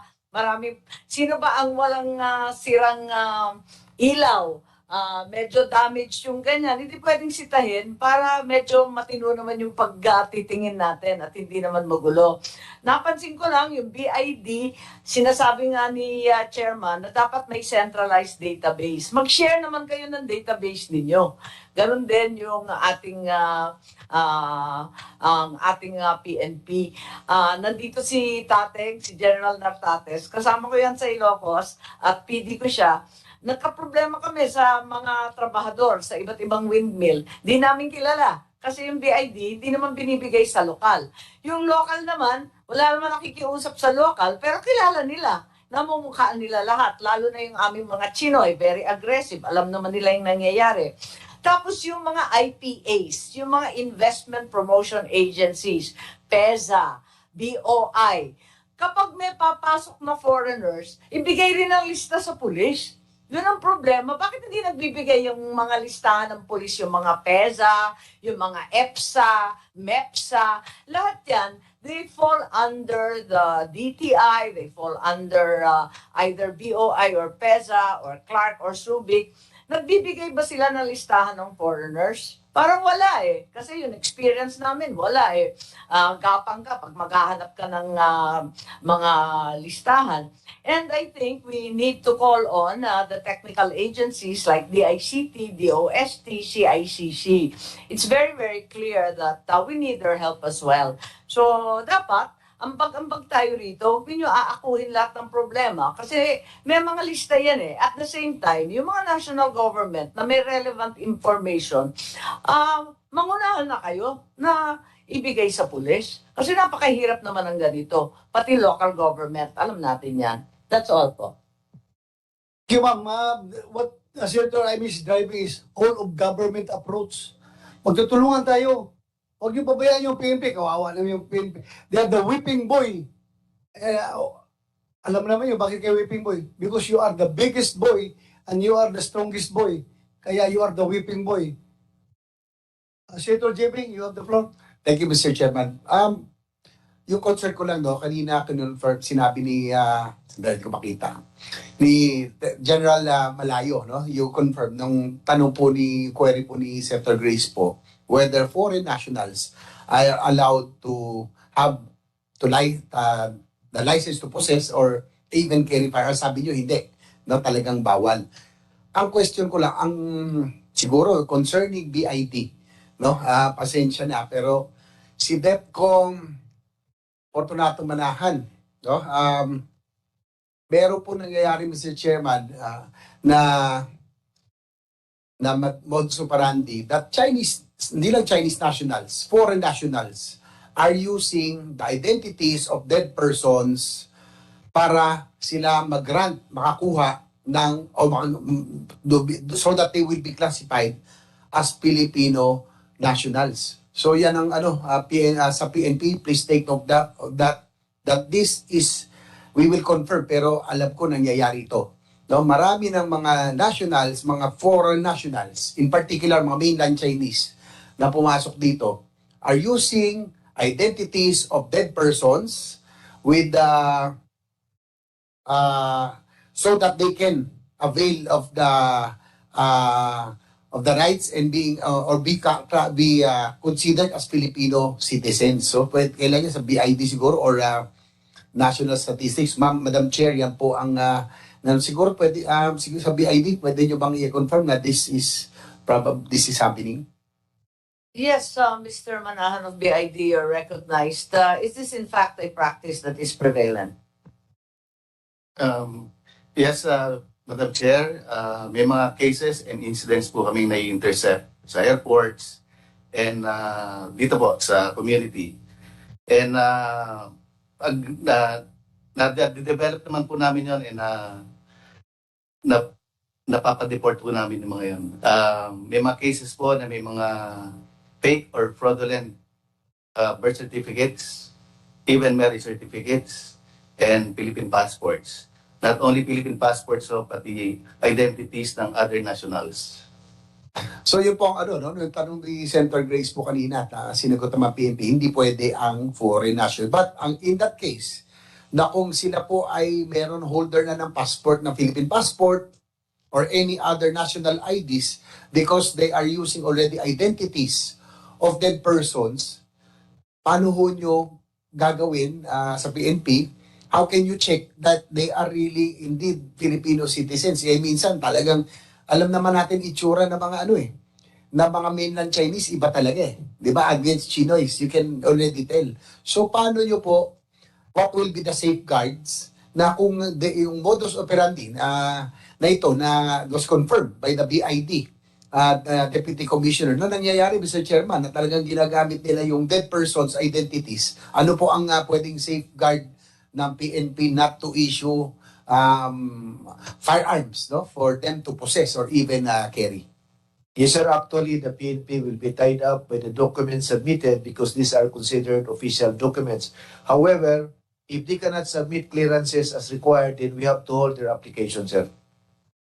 Oh, that's very alarming, Mr. Chair, and this was confirmed by Secretary Remulla, that ito yung tinitignan nila ngayon, that these foreign nationals, are using the identities of dead persons so that they can avail of Philippine passports and other national IDs para po sila po ay makonsider na as Filipino. Ang danger nga po, baka nga mamaya, dahil sa galing po nila, alam niyo naman dito, Mr. Chair, sa gobyerno natin, may tinatawag na pampatalino, maglalagay ko ng tatalino, may pampabobo rin. Meron din pampalabo na mata. At nakakatakot dyan, baka mamaya, ikitang-kita na natin na foreign nationals just because they are in possession of national IDs or even passports, baka mamaya makalusot ho sila na makakuha. So that's my concern. Sana po, PNP should take note of that. Then this has been confirmed by our Deputy Commissioner of the Bureau of Immigration.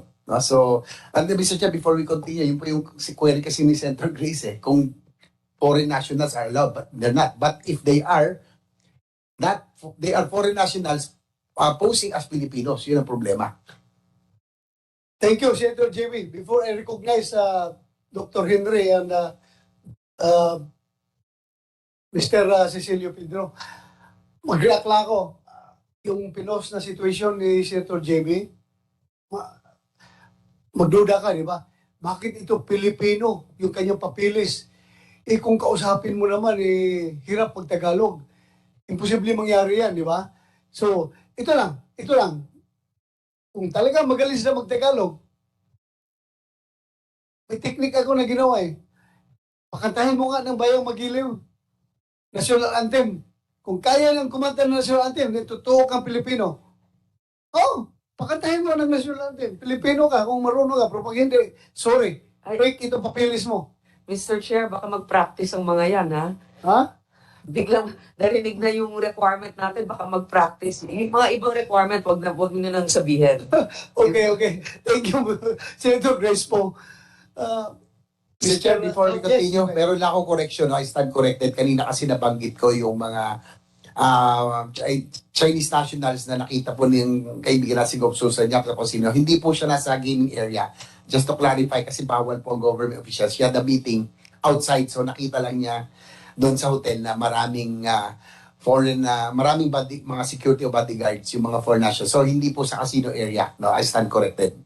Thank you for that correction, Senator JP. Mr. Chair, before Yes, you right. go to Mr. Henry and Mr. Cecilio Pedro, I just want to reconcile this kasi this data came from the PNP Directorate for Legislative and Detective Management. In the past kasi, the past few days, parang sinasabi ng PNP, walang crime hike. Ano lang, crime hype. There's no hike, just hype. But, is this a normal situation? From January to March, there's an 8,535 index crimes. Is that correct? From January to March, 8,535. From June to August, 8,469. I think during our briefing that was about the data that was given to us. Now, given that this was the data given by your legislative liaison, director, I would like to point out that it still means an average of 15 murder, homicides, 14 rape cases, and 14 robberies still occur every day. These are reported. So, when you talk about 15 murder homicides a day, medyo malaki-laki pa yan. Tapos yung isa naman, ayon sa, kasi we're going to segue to our Chinese representatives, Filipino-Chinese representatives. Ayon naman sa Philippine-Chinese Chamber of Commerce and Industry, these kidnappers use torture, intimidation, rape women, and send the videos to the victims' relatives demanding huge sums of money.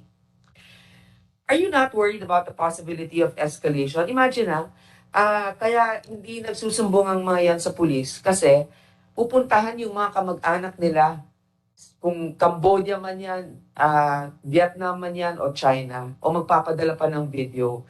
So, marami pong mga insidenteng ganon. Ewan ko kung may reaction po kayo ukol dito. And I think we really need a spokesperson. Sino ba talagang spokesperson ng PNP? Kasi parang lately, ang dami-daming nagsasalita, di ba? Hindi natin matukoy. Sino ba? Sino? Sir, General Alba is our PIO, sir. I think you should let her update the public more. And not just about the Chinese nationals or Cambodian or Vietnamese. More importantly, our citizens. Yun nga, wala nga mga organizations to protect them except government organizations. So, with the data I just read, is that accurate, sir? Ma'am, I'll refer it to the custodian of this record, our DID, ma'am. Tama.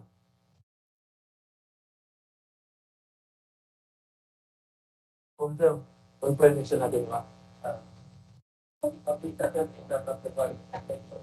Yeah, that's right.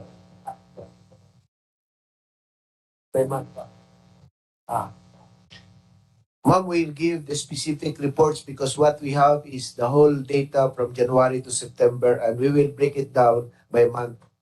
Okay. That's okay. Please submit to the committee so that we can also reconcile the data that we have. Thank you, Mr. Chair, for accommodating. Salamat, Senator Grace po. Can we hear from, sino bang nauna sa inyo? Dr. Henry. Yes, Please, you have the floor. thank you, Senator Bato de la Rosa. Kanina yung sinabi mong yung bahay, yung bayang Magiliw ba? Baka pwede bahay kubo na lang para sabayan natin dalawa. Okay. Sir, correction. The official title of that is Lupang Hinirang. First line lang yung Bayang Magiliw. Tayo, nag-aral tayo ng elementary. Bayang Magiliw. Ready? Sing. Di ba? Yan ang palagi natin narinig. Kaya Bayang Magiliw na sasabi natin. Pero Lupang Hinirang ang title ng ating national anthem. Thank you, sir. Thank you. Thank you for correcting us, Chairman. Good morning to our chairperson, Senator Ronald De La Rosa, of course, Senator Amy Marcos, Senator Crespo, Senator J.B. Ercito, and ko nandiyan ba si Bong, Senator Bong. The Federation is one of the biggest business associations in the Philippines today.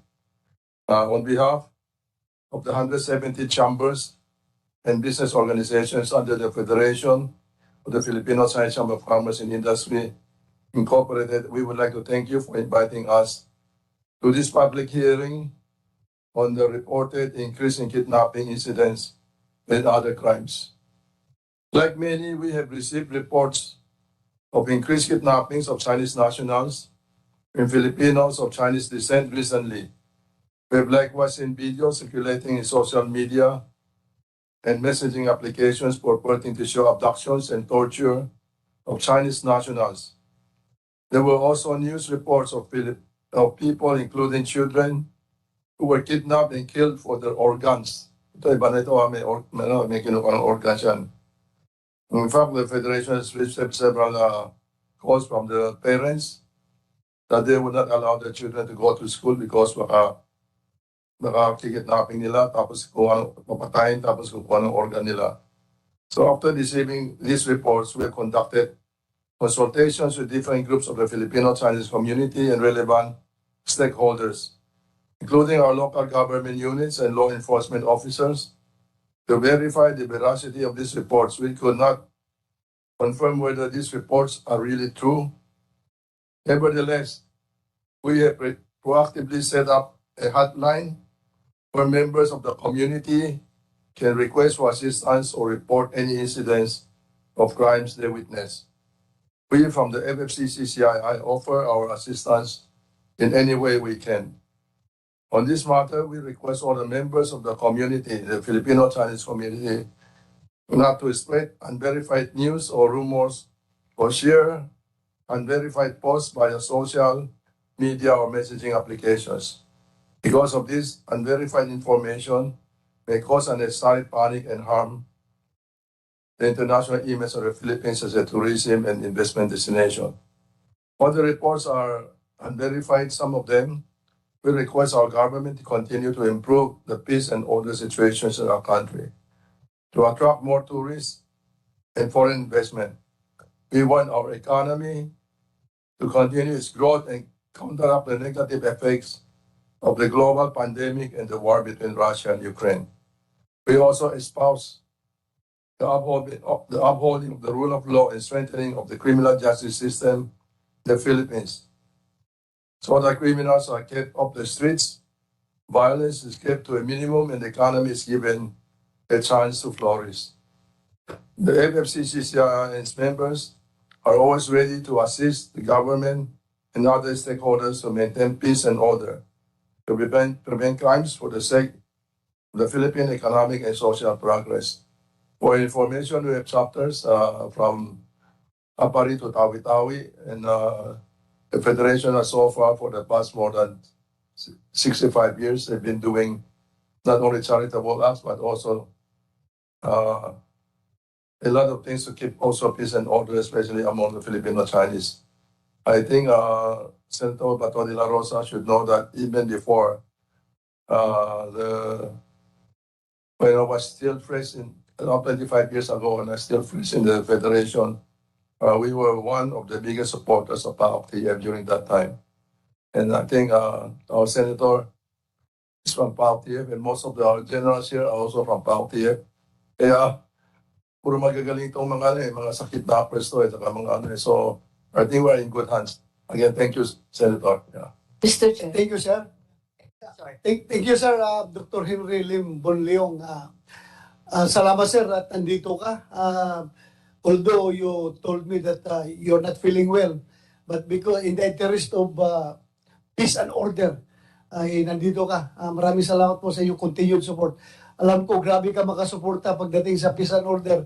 Noon pa, kapitan pa ako, major pa ako. Alam ko na yung support mo pagdating sa peace and order. Maraming salamat po, sir. General Senator Amy, you have the floor. Yes, I just wanted the reaction of the Federation, President Henry, and the rest of the officials to the 6 September pronouncement that PCCI President Eugene Ang reported 56 kidnapping incidents in the country, including both Filipino and Chinese nationals, including children as well. This figure excludes unreported cases by the police and yet known to the Filipino-Chinese community. Is this grossly exaggerated or is this in fact true? I think the representative of PCCI should also, if you'd like to comment on this. Before you respond, sir, Mr. Ko Bingsong, a while ago, yung wala ka dito, napag-usapan na namin yan, yung report na yan, and they are in agreement. The PNP and the Philippine Chinese Chamber of Commerce are in agreement that after this, hopefully after this hearing, their numbers will reconcile. Because nag-exchange sila ng information, yung iba hindi pa malocate ng PNP, tutulungan pa sila ng Chamber of Commerce na allocate yung ibang cases na yan. So, sorry you for want to the respond, sir? redundancy, but I was really going to say that we need to work very, very closely with the Filipino-Chinese community. First of all, sila nagkakaintindihan eh. At secondly, sila rin ang ginagamit at binibiktima. So, sorry about the redundancy, but yes, it's to reiterate the notion that we need to work together. No, it only underscores the importance of that information. So, you want to respond again, sir, Mr. Kubingsong, para ma-record uli. Baka hindi na-record yung kanina, parang nasira yung ating recording kanina. Please, respond, sir. Thank you, Mr. Chairman. Thank you also for the question raised by the Honorable Senator Amy. Again, I would like to emphasize that the Federation of Filipino-Chinese Chamber of Commerce Industry, or FFCCCII, and the Philippine-Chinese Chamber, PCCCI, two different organizations. Of course, the FFCCCII is one of the oldest Filipino-Chinese organizations in the Philippines, and most of them, or almost all of them, belong to the old Chinese who have been in the Philippines for maybe half a century or more before. Well, the Philippine-Chinese Chamber of Commerce are mostly composed of the new immigrants who came to the country in the 80s up to now, no? So the last 40 years, I would say. So most of the recent incidents of kidnappings and abductions were mostly related to Chinese who came over to the Philippines in the last maybe 10, 20 years. And these kidnappers were targeting the new Chinese. And so, in fairness to the Federation, FFCCCII, I think they don't have much information as far as these kidnappings and abductions are concerned. However, the Philippine Chinese Chamber of Commerce, or the PPCCCI, we are more in constant contact with the Chinese who came to the Philippines, and they report those cases to us.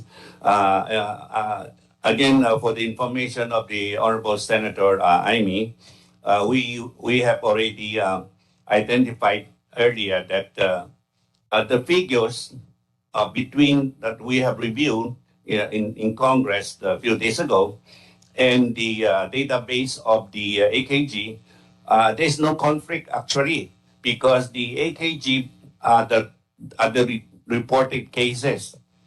So what we are saying that the one that we present to the Congress earlier were unreported cases. To prove the point is that about 2 days ago, there was one abduction and the demand was 1 million pesos for ransom. So we coordinate with the AKG and we prepared the ransom money, and of course the AKG with the operatives together with us, we were able to trace and try to exchange, no, for the to ransom the victim. And during that operation, 43 Chinese nationals were rescued in Pampanga, in Clark, not to be specific. And all of these 43 were are still under the interrogation at the AKG. So my point is that all of these 43 people were unreported cases. They were never reported to the AKG or the Philippine National Police, if not because of the rescue of that single person. So that's what I'm trying to say. Thank you very much, sir. Maraming salamat, sir. Maraming salamat for that information. Mr. Chair, just a clarification. How were the authorities able to find out about the situation in Pampanga? Was it reported to you first, and you were the ones that alerted the AKG? Yes, ma'am. We because the victim's relatives approached us, and so we bring the ransom money and we coordinated with the AKG. Okay. And that's what happened. See, that's why it's good to have a coordination with the PNP and the. But again, Mr. Henry pointed out that part of securing the safety of our citizens and also our guests from other country is so that our economy will grow even more, tourism will flourish, etc. So my question is this to the Chinese community. As you know, there are legal POGO operators in the country, but there are also illegal POGO operators. I had a dialogue with one of the secretaries, and apparently the income generated from POGOs is about 1 billion to less than 2 billion pesos a year from the revenue of taxes being paid from POGOs. Do you think it's worth the social costs? Because if we have a policy of no POGO whatsoever, then it will be harder for illegal POGO operators to operate. Because obviously the policy is no POGO whatsoever. So can you answer that question? Knowing that it's already illegal in China, and they're looking for ways to still send workers here from Chinese Cambodians, Chinese Vietnamese Chinese, etc. What is your opinion? Is the PCCI or FCCI have a stand on POGOs in the Philippines? Senator, with regards to Pogo, you know that Pogo has been long banned in Cambodia and Myanmar. That's why they moved to the Philippines.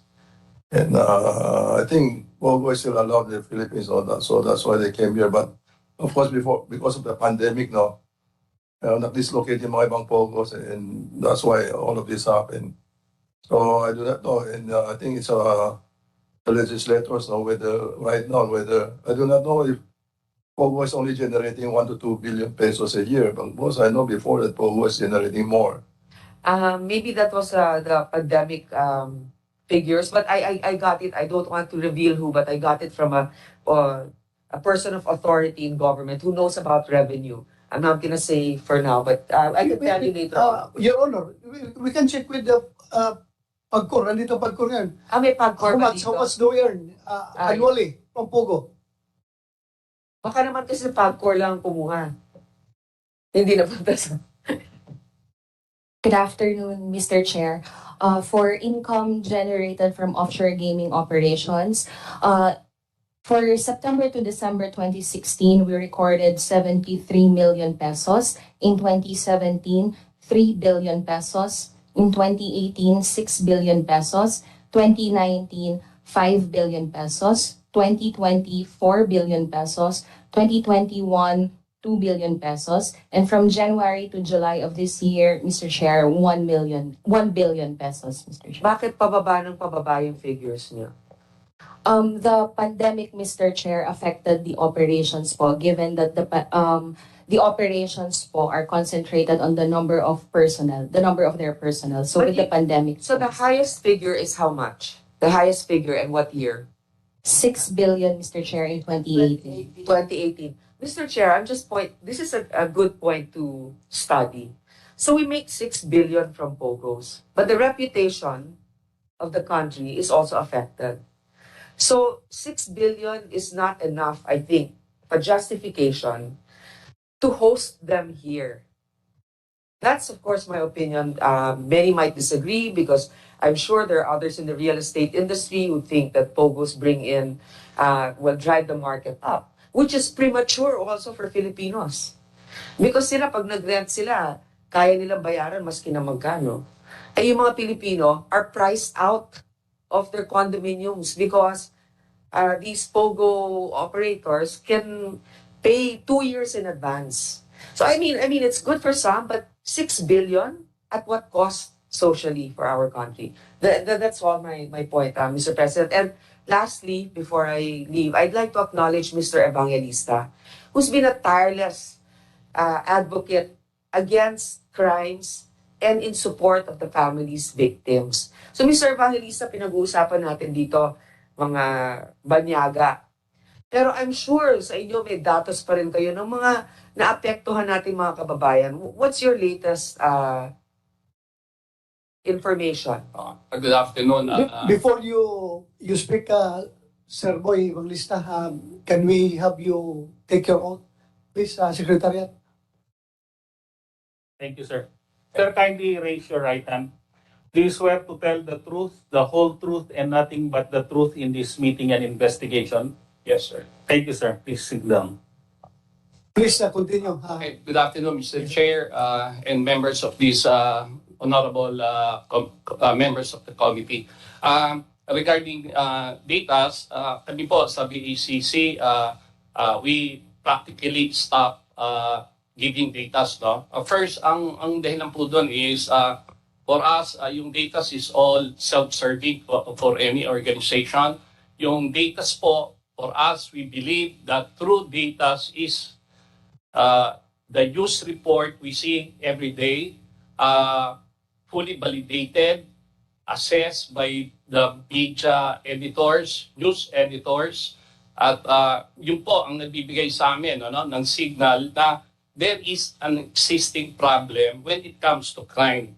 So yung series of major crimes, especially lately, yung mga crime against women that leads to murder, crime against person, and all major crimes, specifically itong ang kidnapping. So ang take po namin dito, yung datos, instead of giving us data, mas gusto po namin bigyan nyo kami ng anti-criminality or anti-crime deterrence and measures. That's number one. And it should be preemptive, hindi yung after the fact. So and also sana maging yung PNP leadership should always be visible on national TV, giving messages, assurance, accepting the existence of a problem, tumataas ang krimen para they can find solutions. So in that way, yung moral ng people on the ground, nabubus nila eh. So ang BACC is 24 years na po sa advocacy. It was founded by the late Dante Jimenez and members ng victims of injustice, especially mga heinous crime. Ako po, 12 years na po ako sa advocacy since my son was kidnapped, killed, burned almost beyond recognition. That started my krusada. So, nung 12 years na yan, tila ata every time na umupo na new leaders, ang nilalabas na datos is pababa ang crime. So, parang So, meaning, in 12 years, dapat zero crime na po ngayon.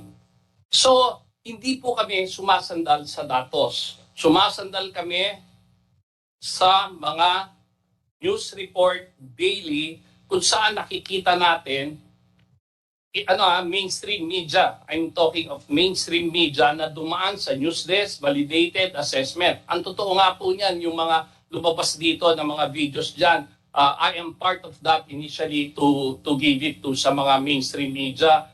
Then we supported that by getting spot reports. Kaya kasi po, maingat po nga kami dyan. Ano?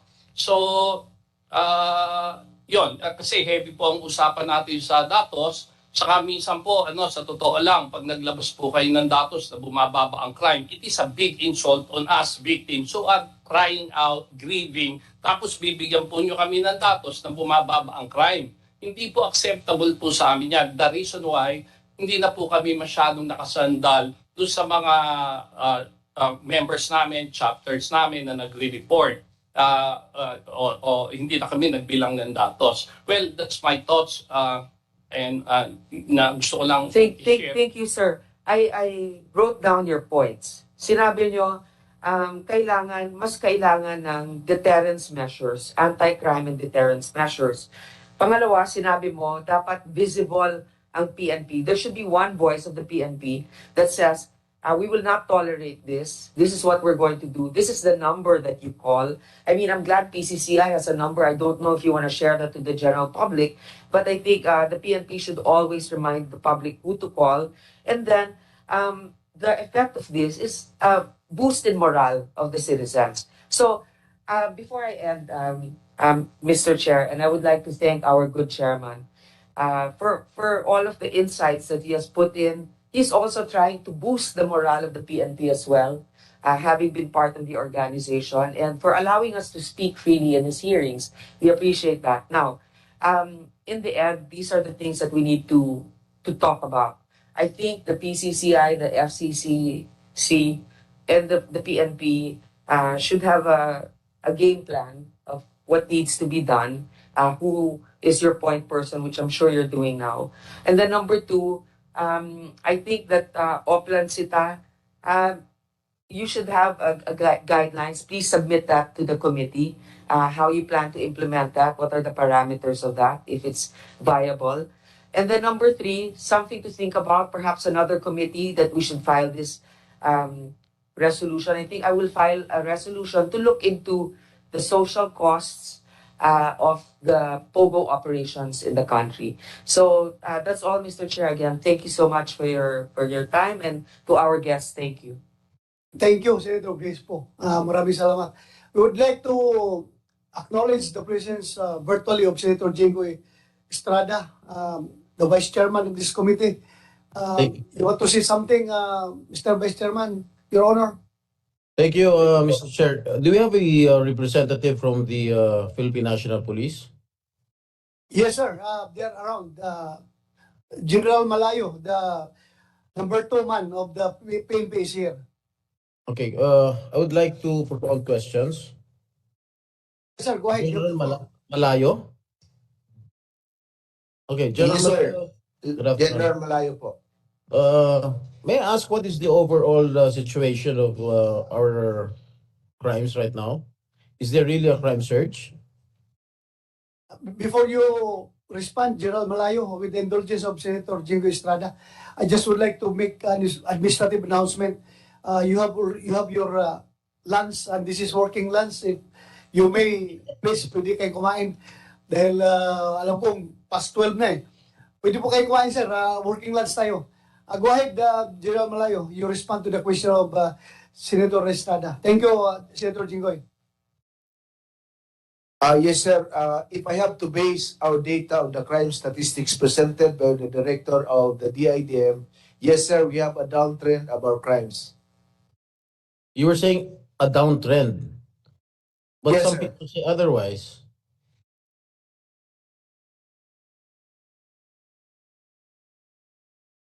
Yes, sir.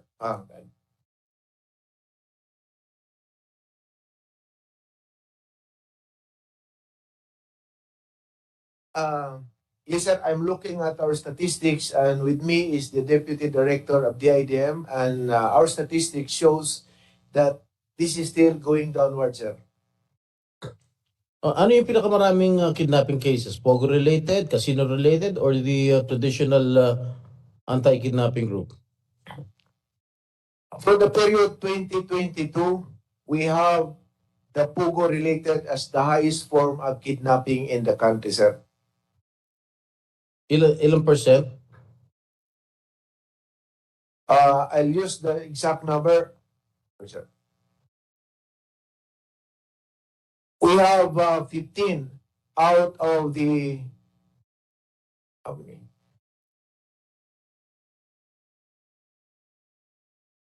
out of the 29 reported incidents for 2022, 15 are Pugo related. So more or less, it's 50%, sir. Okay, you yourself claim that many of the kidnapping cases are Pogo related. May I know what is the reason on the increase of kidnapping cases with regard to this Pogo? Again, I have to base it from our statistics. From January to June, the rise of Pogo-related incident could be attributed because we started to open this game or this online gaming. But from July to September, we only have one incident reported. Thank you, sir. During what year? This year?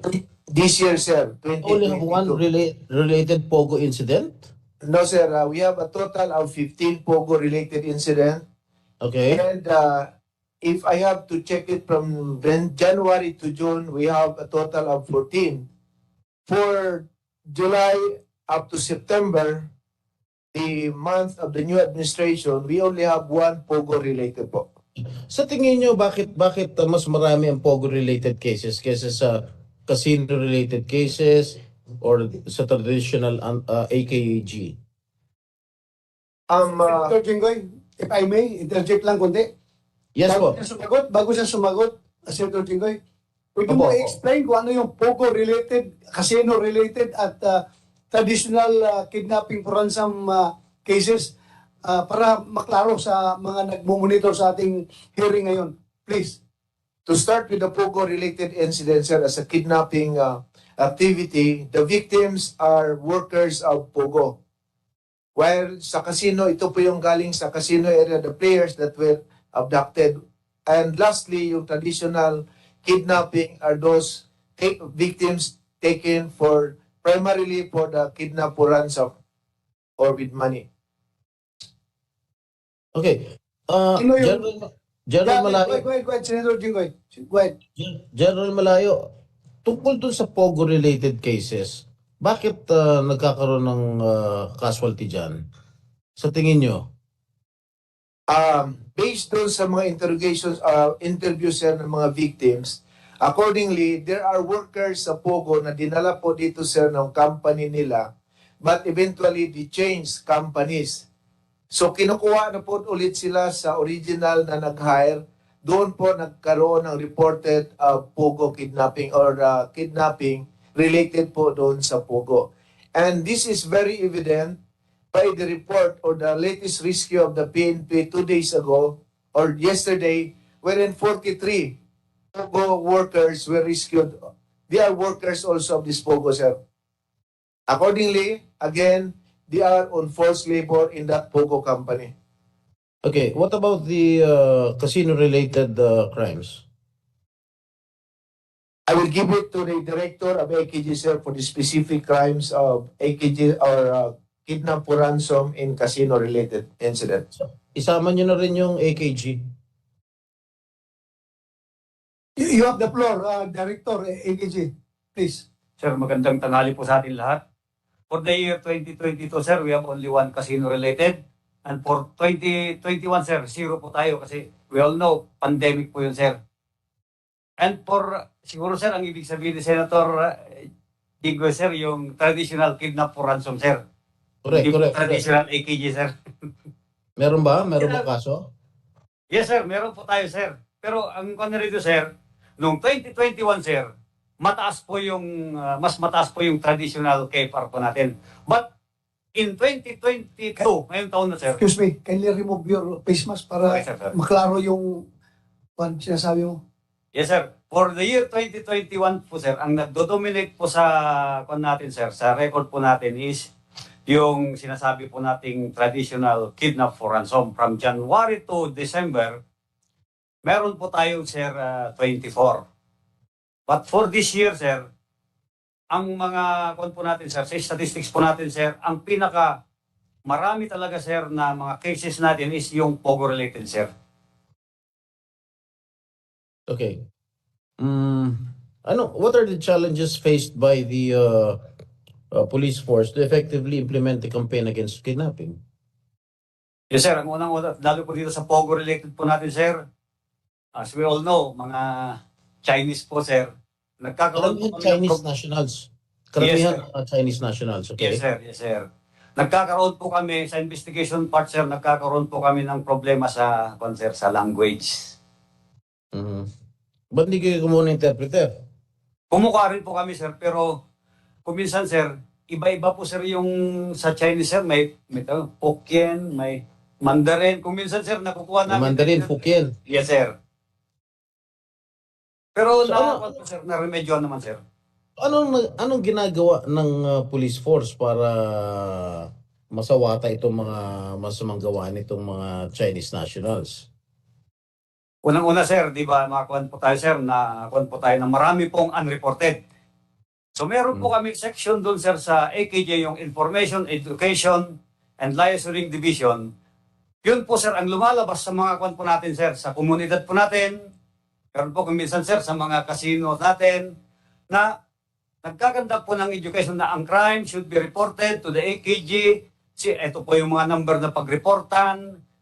Yan po sir ang nagagawa lang namin. Kaya nga, ang kwan namin sir ngayon, once na yung crime na reported is sisiguraduhin namin na ma-actionan. At kung kwan naman po sir yung mag-report, in-encourage namin na pag hindi na-actionan po ng AKG, iparating din po sir sa pamunaan ng PNP. Okay, maraming salamat. Kasi ang nangyayari, Colonel, sa mga politiko sila nagre-report nagsusumbong. Hindi dapat sa inyo, sa police force. Dapat maibalik nyo yung kumpiyansa ng taong bayan sa ating kapulisan dahil malaking bagay yan para maibalik yung kumpiyansa ng taong bayan sa ating kapulisan. Yun lang po, Mr. Chair. Thank you, Senator Jingo Estrada. Andyan ka na lang, Colonel Castil. Please, yung sabi mo, ilan yung POGO related natin? 15 incidents po tayo ngayong taon na tayo. 15? Opo sir. Yung 15 na yon, sino-sinong involved? Anong POGO company ang involved sa abductions? Anong POGO company ang biktima? Kaninong tao yung kidnap? Dapat ma-identify natin. Meron ka? Ibibigay ko po sa inyo ito sa mga. You read it so that it can be placed on records. Yes, sir. Sir, for this year, 2022, meron po tayo ito, yung bali, 3 company po, sir. Yes. Una po, sir, yung LY Group Admin Pogo Company, located in Southwoods Industrial Park, Block 1, Lot 1, Barangay Mabuhay, Carmona, Cavite. Once po namin to, sir, nahulihan. Sa isang beses sa panghuli, 5 po, sir, ang victim na nakuha namin. 5? Yes, sir.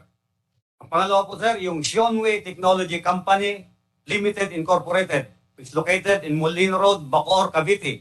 5 times po naming nahulihan, 5 din, sir, ang victim. So, isang huli, isang victim, sir. 5 times? Yes, sir. Anong ibig sabihin yan? Rescued ninyo? Yes, sir. Anong ginawa doon sa mga tao na yun? Sa tao na yun? Kinidnap o ano? Yes, sir. Ang nangyayari kasi dito, sir, katulad ng explanation ni sir kanina, sir, yung POGO-related, sir, nangyayari po yan na, kasi nangyayari ngayon, sir, parang may shortage po, sir, ng tao. Kasi balita po natin, sir, nagsara po yung mainland China. So ngayon, sir, yung mga POGO kaya, nagpapiratean po ng tao. Yung isa, sir, halimbawa yung ako, sir, may POGO company ako, ang offer ko is, halimbawa, sir, 20,000 monthly. Yung kabila, sir, mag-offer naman yun ng mas malaki. So yung tendency ng empleyado, sir, lilipat doon. Once na natunugan po, sir, na lilipat, i-hold na po nila, sir, And then they will demand ng palit ng mga ginastos nila sa family niya sa China. Isa yun po sir sa example. Kaya nagkakaroon po tayo ng cases na related sa Pogo. Yung isa naman po sir, meron siyang magre-recruit po sa kaibang bansa, papangakuan, papangakuan ng magandang sitwasyon dito sir. Pagdating dito sir, hindi naman po nila tinutuloy. Kaya may tendency naman po sir na aalis yun o hanap ng contact para makakuha sa Philippine National Police, particularly sa AKG. Doon po sir nagre-react ang AKG. Sige, ano pa? Ano pang Pogo company Sir, dyan? pangatlo, yung Lucky South 99 Outsourcing Incorporated, located sa Royal Thai Court Garden, Pulong, Maba, Santa Cruz, Porac, Pampanga. Ang nandito po ngayon, sir, once lang, sir, tapos isa ang victim na nakuha.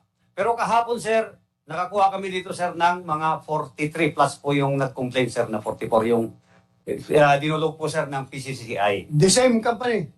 Yes, sir. Okay, ano pa? Meron din kami, sir, dito. Kaya lang, yung cancer, hindi namin matukoy kung anong kumpanya kasi yung mga nakukuha namin na cancer, hindi naman sila magsasabi, sir. Kasi ito, sir, itong mga unknown namin, yung iba, sir, na may nagtimbre na na-intercept na namin sa airport, they will be delivered sa mga unknown Pogo company. Yung iba, sir, kinuhold muna, sir, naghihintay ng buyer. Kaya hindi po namin na-establish kung anong company po, sir. So far, sir, itong pinakamalaki sa atin, sir, na nakuhanan itong Lucky South 99 Outsourcing Incorporated nandito sa may sir, Santa Cruz, Porac, Pampanga. So far, ilan yung na-identify nyo na company na involved sa kidnapping? 3 po, sir. 3? Yes, sir. Nagtanong na nyo Pagcor kung are this Pogo operating under legitimate license? Pagcor? Mr. Chair, out of the names mentioned po, we identify 2 Pogo licensees, Sean Way po and Lucky South, Mr. Chair. Puro yan sila license? They are licensed Pogo operators, Mr. Chair. So yung 3 na sinabi niya, isa doon hindi license? Yes, Mr. Chair. Ano yung hindi license? LY, Mr. Chair, if I recall po correctly, the LY company. Yes po. LY company is not a licensee of Pangkor, Mr. Chair. Okay, let's make things clear. Involved sila sa kidnapping. Yes, Mr. Chair. So anong gagawin nyo ngayon sa kanilang license? We will enact the necessary actions, Mr. Chair, to include the cancellation of their licenses, Mr. Chair. Cancellation of the license? Yes, Mr. Chair. Yung walang license, baka mamaya kinabukasan may license na yan. Kung magpa-loob yan doon sa inyo, bantayan ninyo. Baka mamaya ngayon, as we speak right now, baka may representative na yan nandun ngayon sa Pagcor na nagpapaloob ng lisensya nila para maging legal.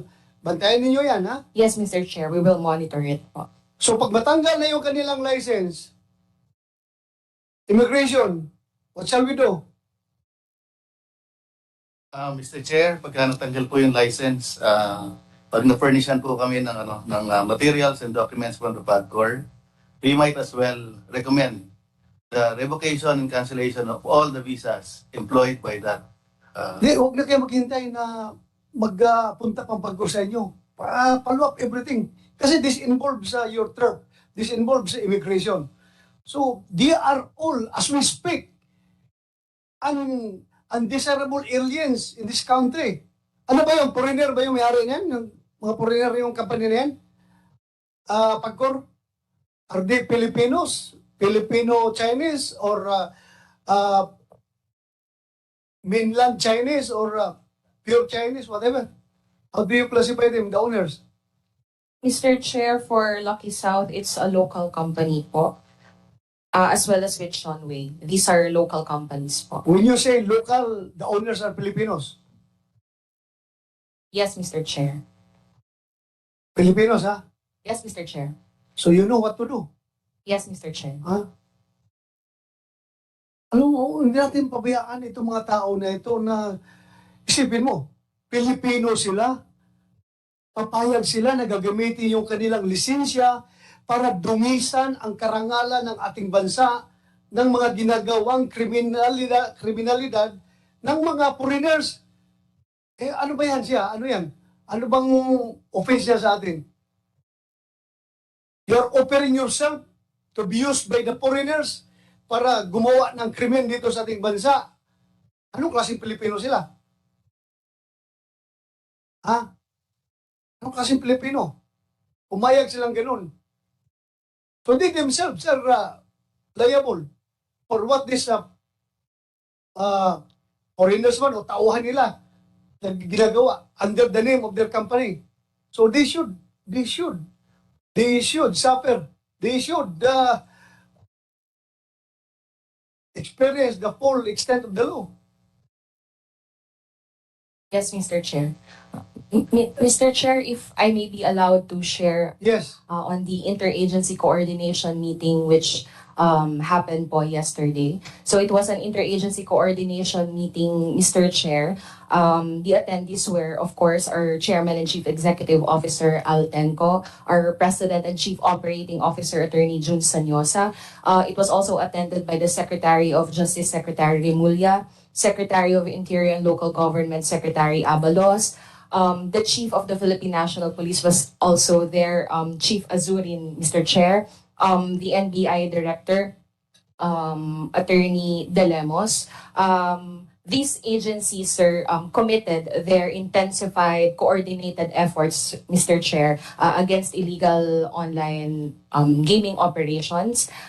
They committed po for an intensified exchange of information so we may be able to resolve these illegal activities, Mr. Chair. And this meeting, Mr. Chair, was likewise attended by almost 90% of the representatives of our POGO licensees and their accredited service providers. And they were directed to police their ranks, Mr. Chair. And if ever they may be found to be involved in these illegal activities, certain measures will also be implemented against them, Mr. Chair. Including yung tatlong kumpanya na yon nandun sa meeting nyo? Or yung dalawa na mayroong lisensya kasama doon?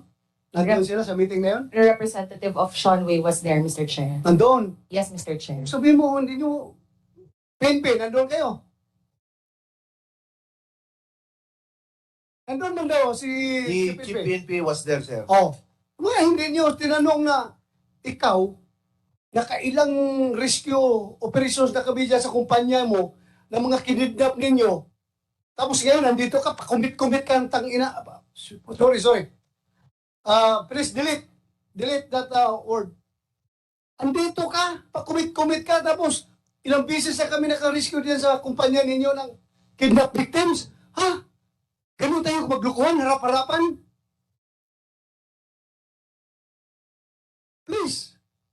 I am asking you, Commission on, yung Commissioner ng Immigration, please do your job.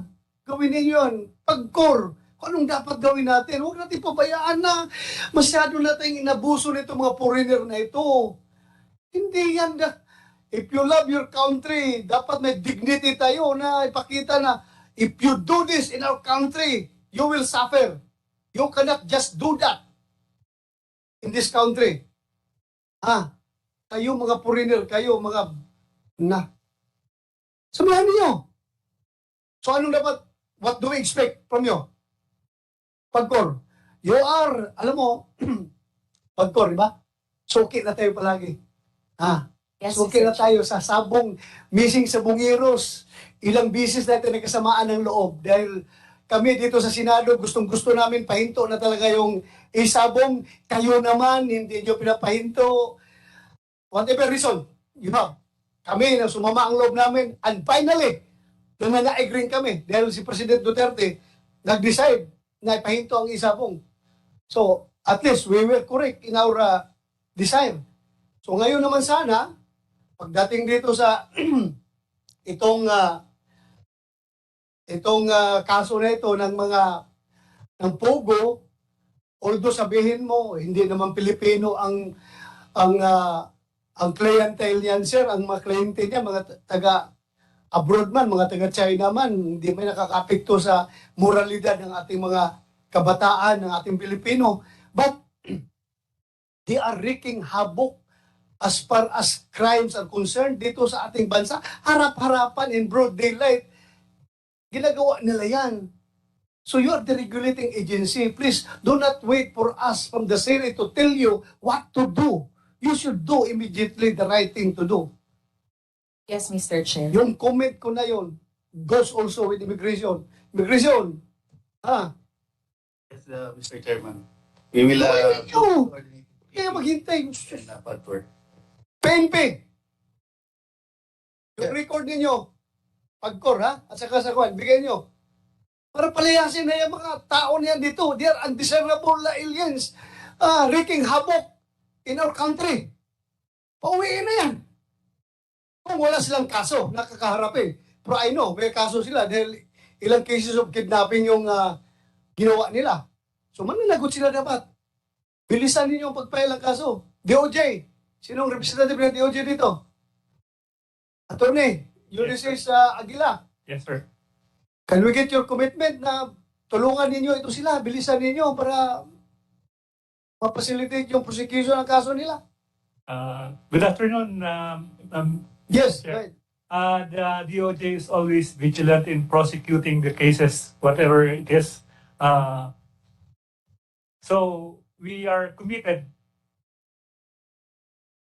Mr. Chair. Salamat, sir. Salamat po. Madam Ma'am Amy, you want to say something?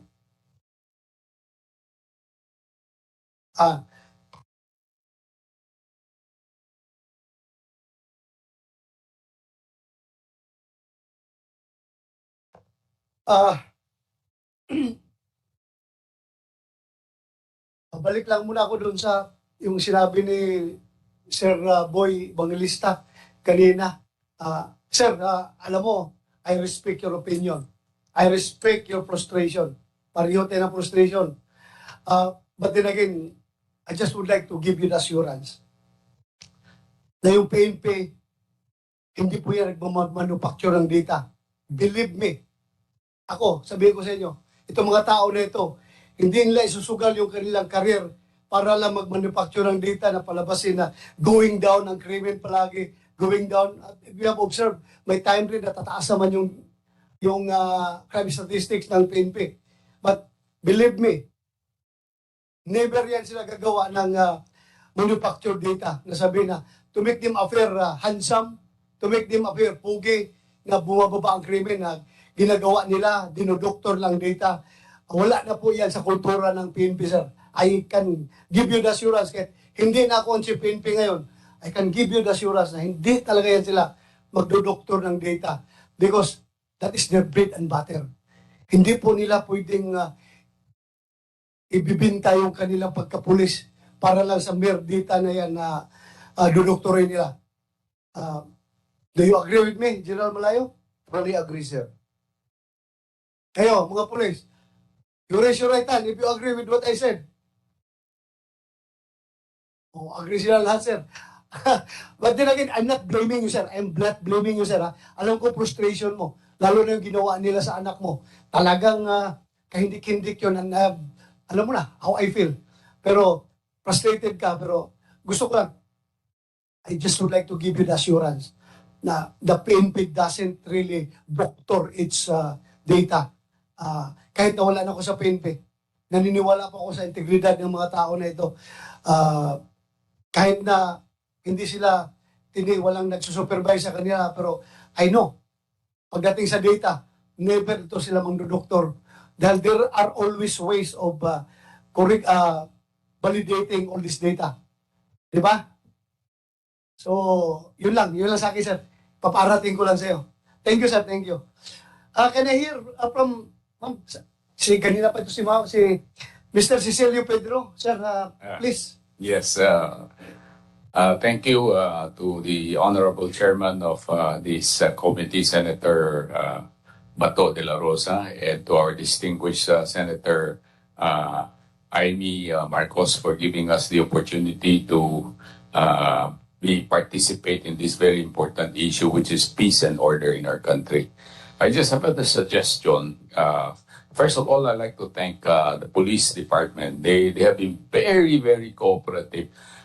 together with the AKG, the NCRPO, and the CPMP, and the MBI, even the immigration, we have close coordination to address certain issues faced by the Filipino-Chinese in the community.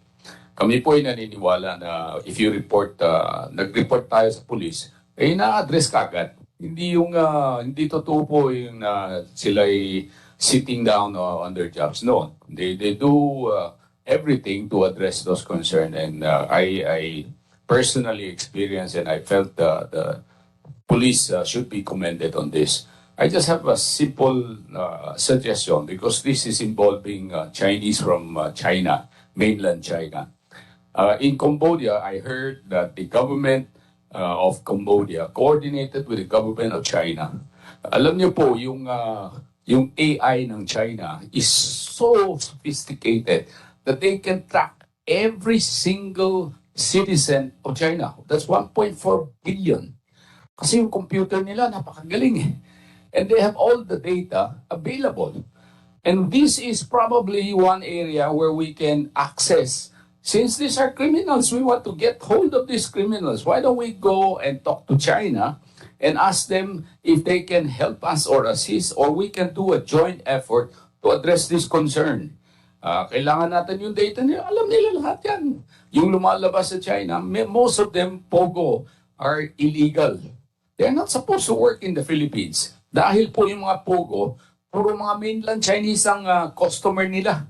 Ang ginagamit nila, Chinese. Kaya yung local Chinese, marami, hindi makakapagtrabaho dyan sa Pogo kasi they don't know Chinese.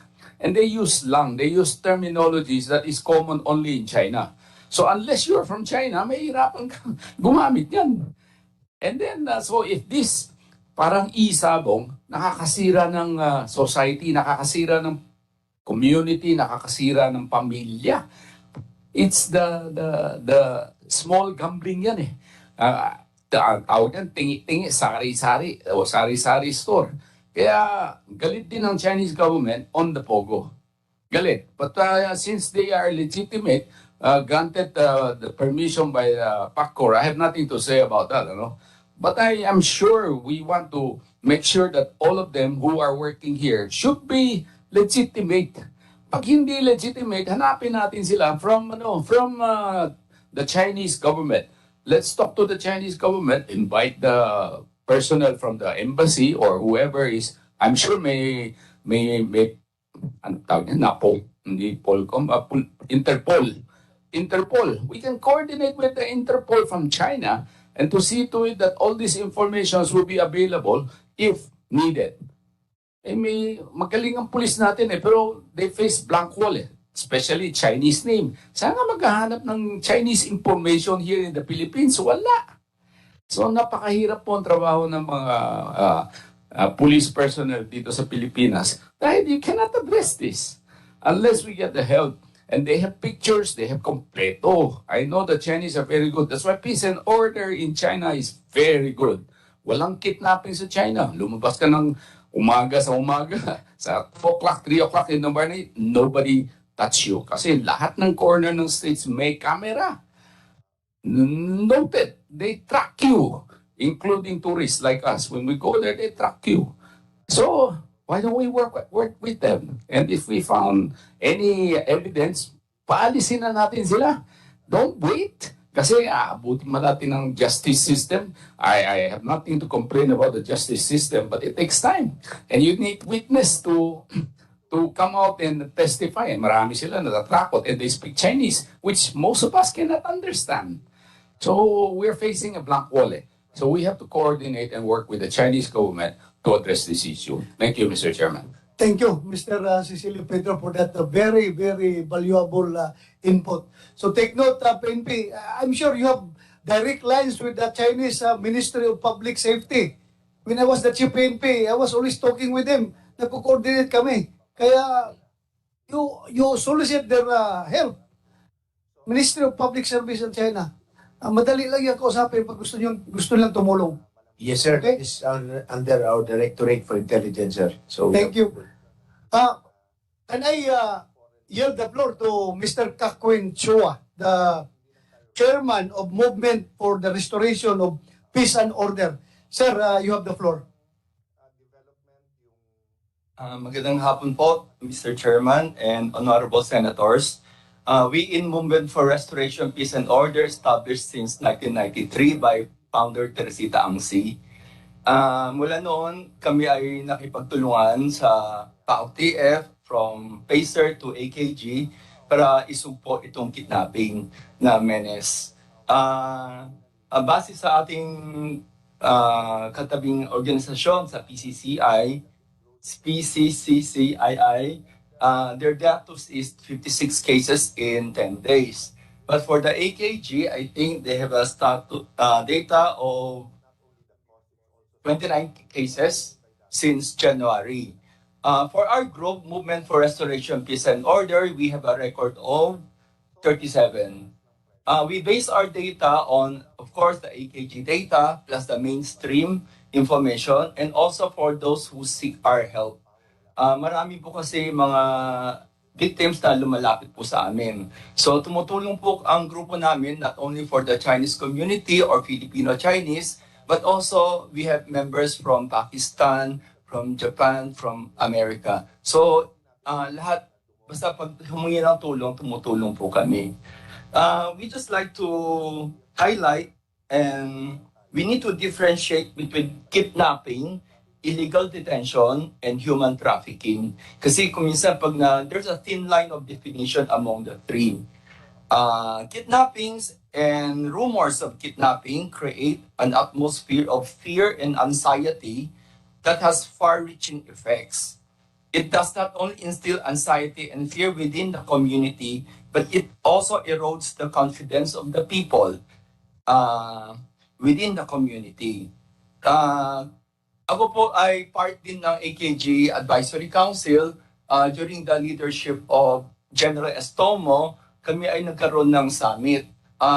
We come up with 34 recommendations, but I just like to highlight 8 recommendations only out of the 34.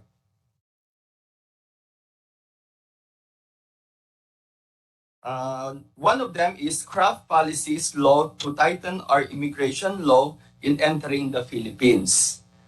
Number 2, craft policies laws to tighten the issuance of work permit to foreign nationals projected to work in casinos and pogo here in the Philippines. Another one is foreign national involved in feigned hoax kidnapping and other offenses be declared as undesirable aliens, deported immediately to the countries of origin, and barred from entering the Philippines.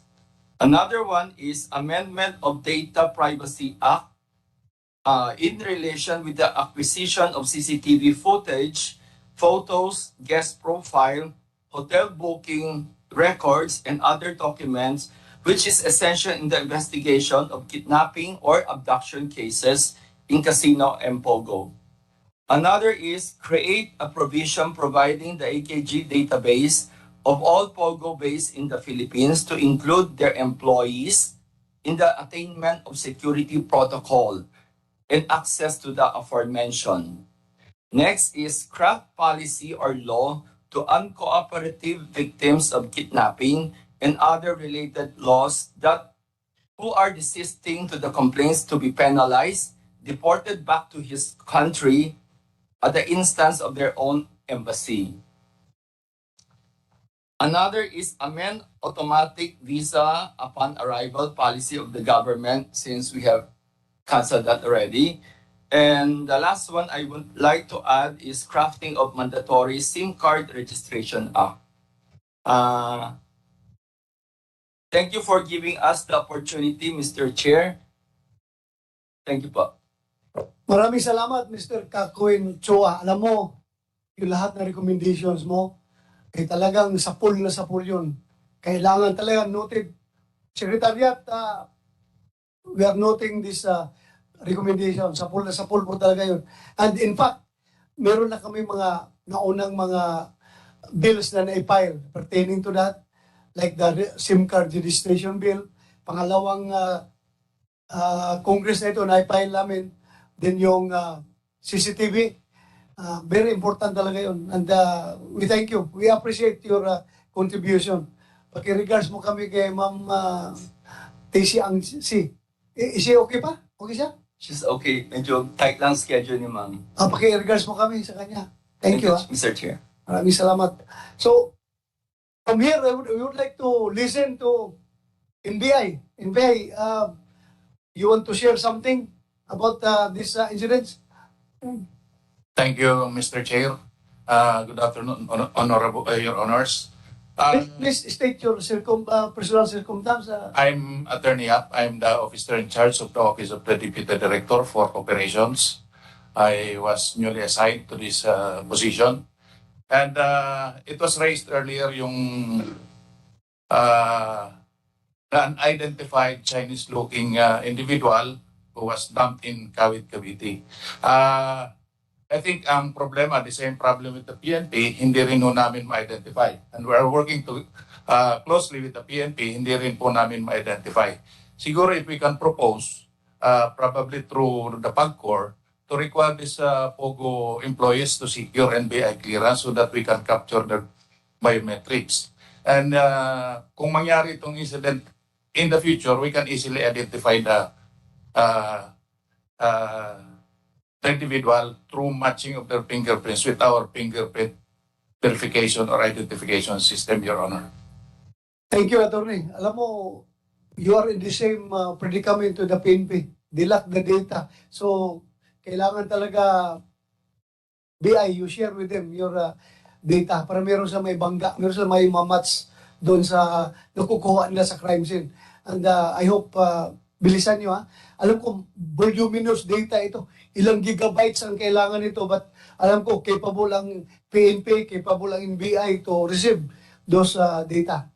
I just would like to refer this to the PNP. No? This committee is in receipt of this through our email. Itong mga complaints requesting an investigation on kidnapping, killing, prostitution, and spreading of AIDS, pati AIDS, and other crimes of POGO. Andito yun. Ang papangit ng mga ang pictures ito, mga malalaswa. Secretariat, please share this information to the PNP, particularly the ADM, para gawan nyo ito ng kaukulang investigasyon. Yan ito. So, sino po bang hindi natin napagsalita?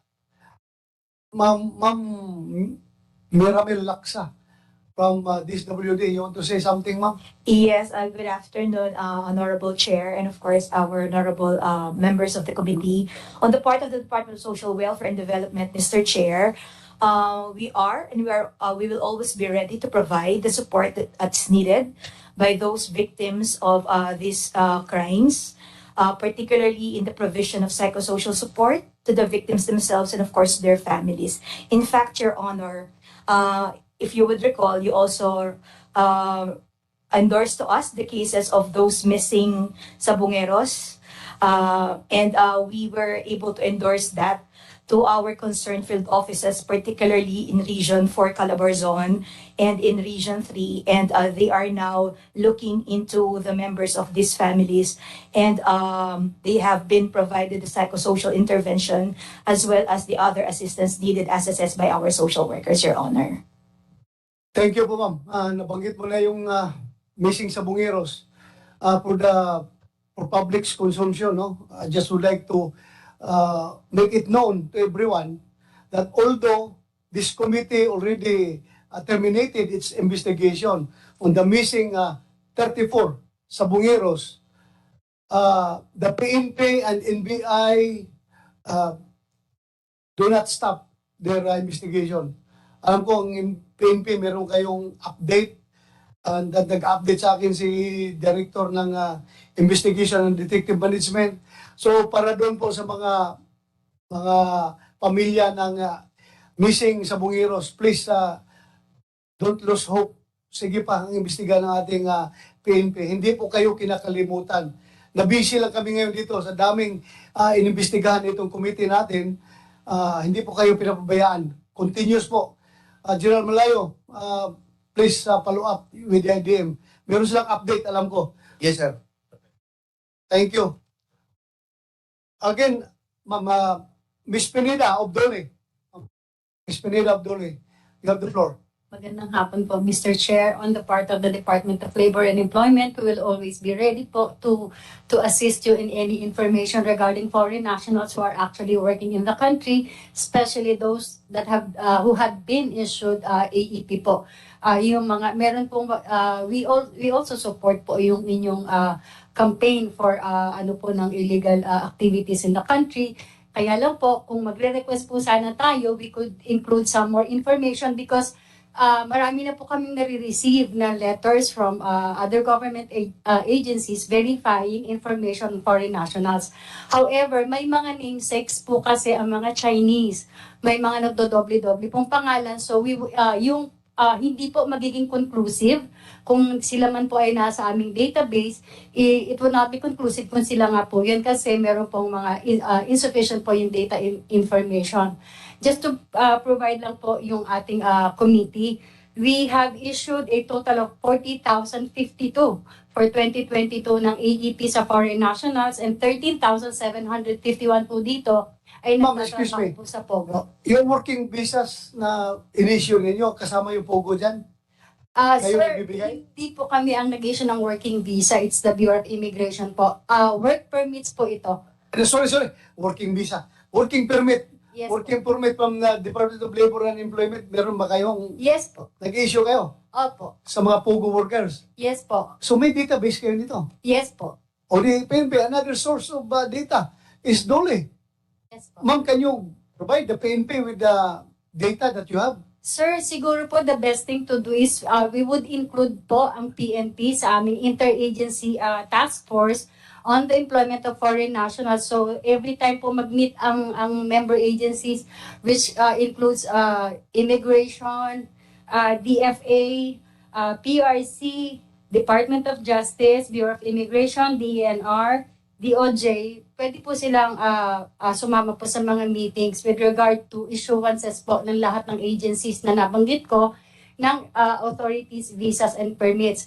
And just to inform lang po the committee also, ang end user po ng ating pong mga nakokollect na data ng foreign nationals na ini-issue po ng mga government agencies ay ang National Intelligence Coordinating Agency po.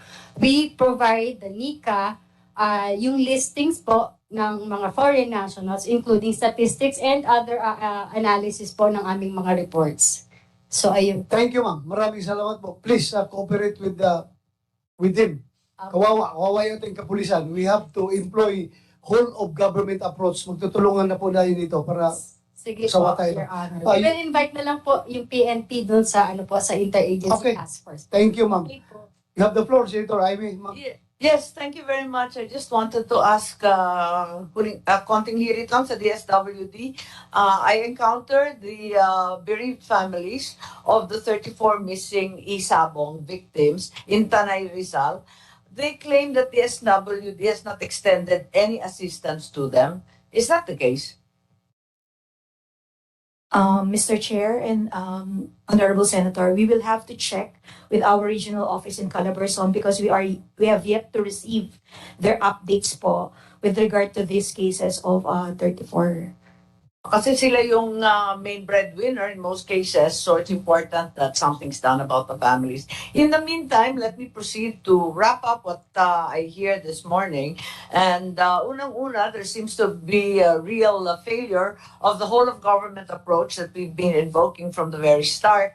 I think this is the time to truly exercise that option and be innovative and creative since we do not appear to have as yet a central database, not even one for our own nationals in the national ID system. And being that investigations in the Senate are not prosecutorial, but in fact in aid of legislation, let us put in place a real whole of government, tapping all those with lists of foreign nationals primarily and sharing them with our law enforcers once and for all. Clearly, DOLE has work permit listings. Clearly, all the IPA, the investment promotions agencies, including PEZA, Clark, Subic, the BOI under the DTI, they compel all of their investors to produce this list. We also know that the BID needs to provide this list as well. Even the Philippine Retirement Authority has been exploited. I was telling our good chairman that going over the list of retirees in the Philippines, there were foreigners as young as 35 years old claiming to retire in the Philippines with a mere 50,000 US dollars. This is clearly a farce. All of this information must be shared with the PNP once and for all. And I'm very pleased also to see the Philippine Chinese community with us this morning. Kayo lang nagkakaintindihan, kayo lang makakapagsabi sa amin kung ano nangyayari. At kayo lang ang makakapag-recommend kung ano ang pinakamagandang gawin. I would also like to make a simple plea to our PNP to work closely with our LGUs with regard to the rape cases involving schoolgirls and very young females. And this has to do with what PNP chief has said, that he knows where these rapes, where these sexual crimes occur. And it is true, the bulk of them are in NCR. They largely involve alcohol or sometimes even drugs. They also occur during the crime calendar we're all familiar with, yung panahon ng sahod, kapag may pista, kapag may concert, or some other public occasion. So, siguro, makipag-liaise na tayo sa ating mga LGU kung lalagyan ng curfew itong alcohol sales and purchases. Lagyan siguro ng hinto dyan, dun sa mga lugar at mga dating laganap ang paggagahasa para hindi na po ito maulit.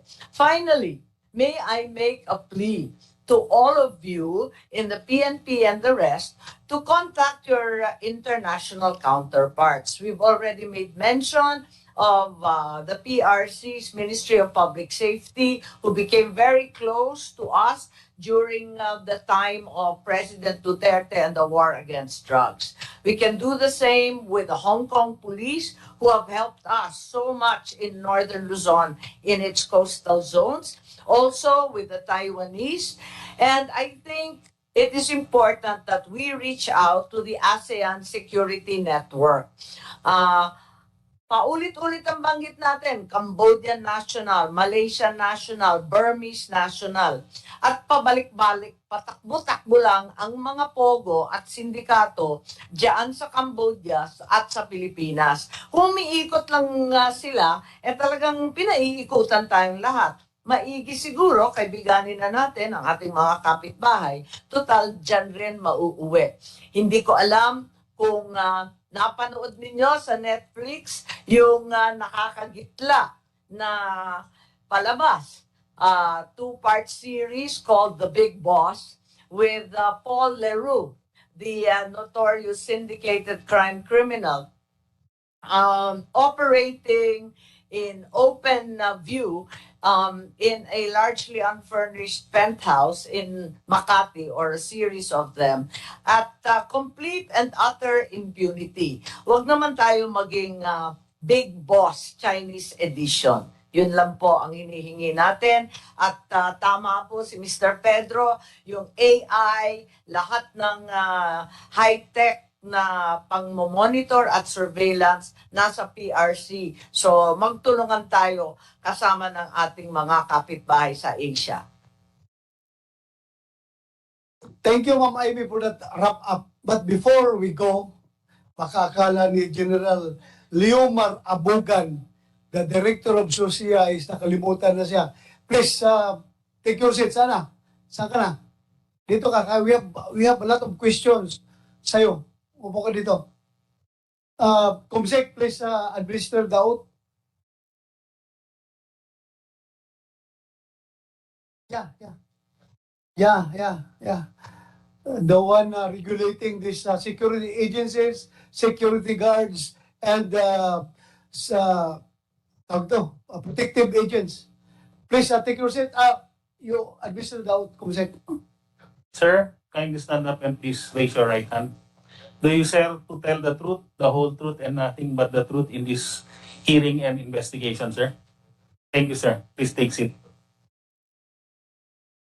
Una, General Abugan, how do you regulate these protective agents, lalong-lalo na itong naggagwardya sa mga Chinese nationals na involved sa Pogo? Nakita natin sa video, dalawang instances yun.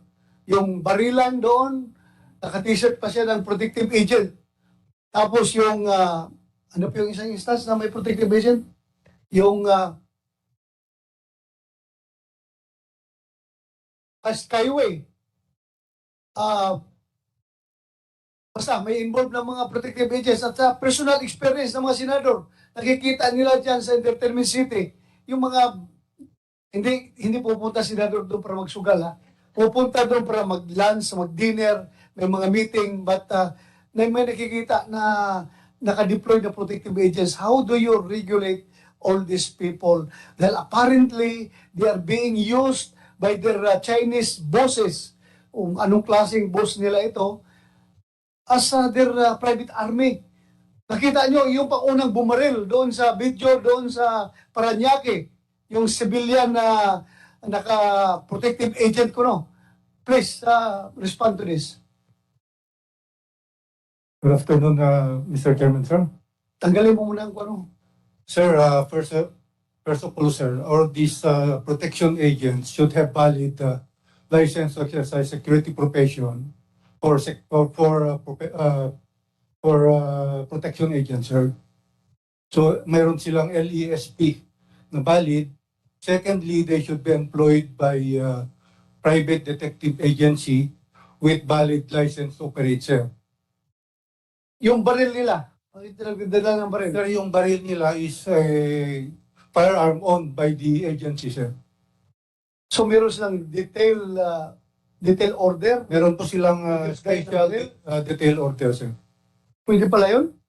Pero, Mr. Chairman, tanong ko lang, Jen, Yes. pero bakit high-powered, parang assault rifle yung kanilang may ibang dala doon? Dapat hindi ba, ang pagkakalam ko, security guards, shotgun lang at revolver o kaya pistol. Sir, wala Ito, pong high-power firearm. High-power din, parang nakasabit. Naka-issue sa... Pero yung nakita sa video, parang nakasabit eh. Parang assault rifle yun eh. Di ba? Para machine pistol pa nga yung isa na naka-ganon sa bag eh.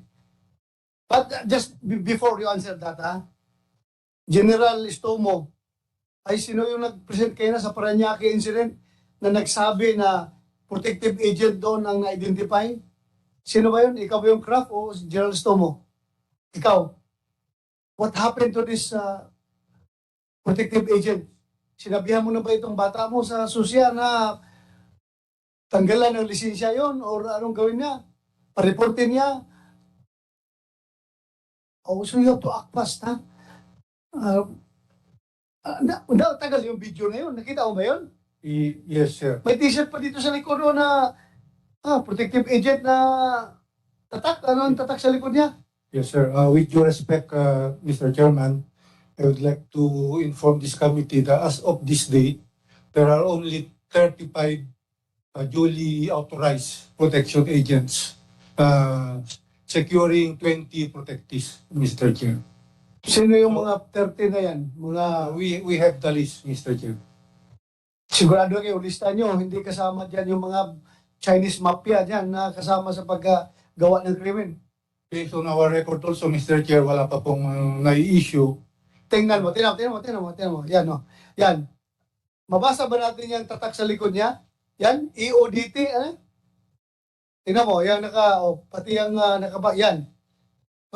Pwede bang i-enlarge yung tatak niyan? Tatak ng t-shirt niya sa likod, yung kanina lumapit. Yan. Stop. Ikaw mo nga, zoom in nga, ano yung tatak sa likod niya?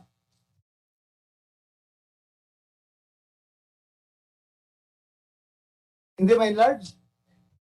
Pero pa yung dito na side, sige, continue yung video na yan, yung unang namaril. Ang Tagalog, Mr. saan Chairman, nakasabit, high-powered rifle yun, no? Yung nasa harapan niya, oh. Ayan, no? Yan, hawak niya. Pause. Binaril na. Balik mo. Rewind, yan. Yan. Sandali. Yung may dalang bag, machine pistol yan or what? Tuloy mo.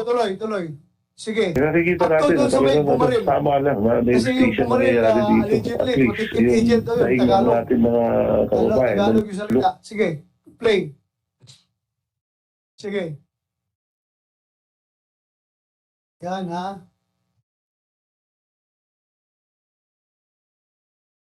Sino yung sa harap, yung bumaril? Yan. O, tingnan mo, anong tatak sa likod niya? Natisip, para may seal pa ng, ano yan, security agency. Technical sa, we need, pati PNP anti-cybercrime group, alam ko kaya ninyong mabasa itong tatak nito at saka yung kanyang badge niya sa shoulder. Tingnan nyo. Ito ba security agency? Kung agency ang tatak na yan, you have to rock. Ano yan? O kung ito'y taga-security agency, acting as a protection agent, then Mr. Chair, we have... Jim?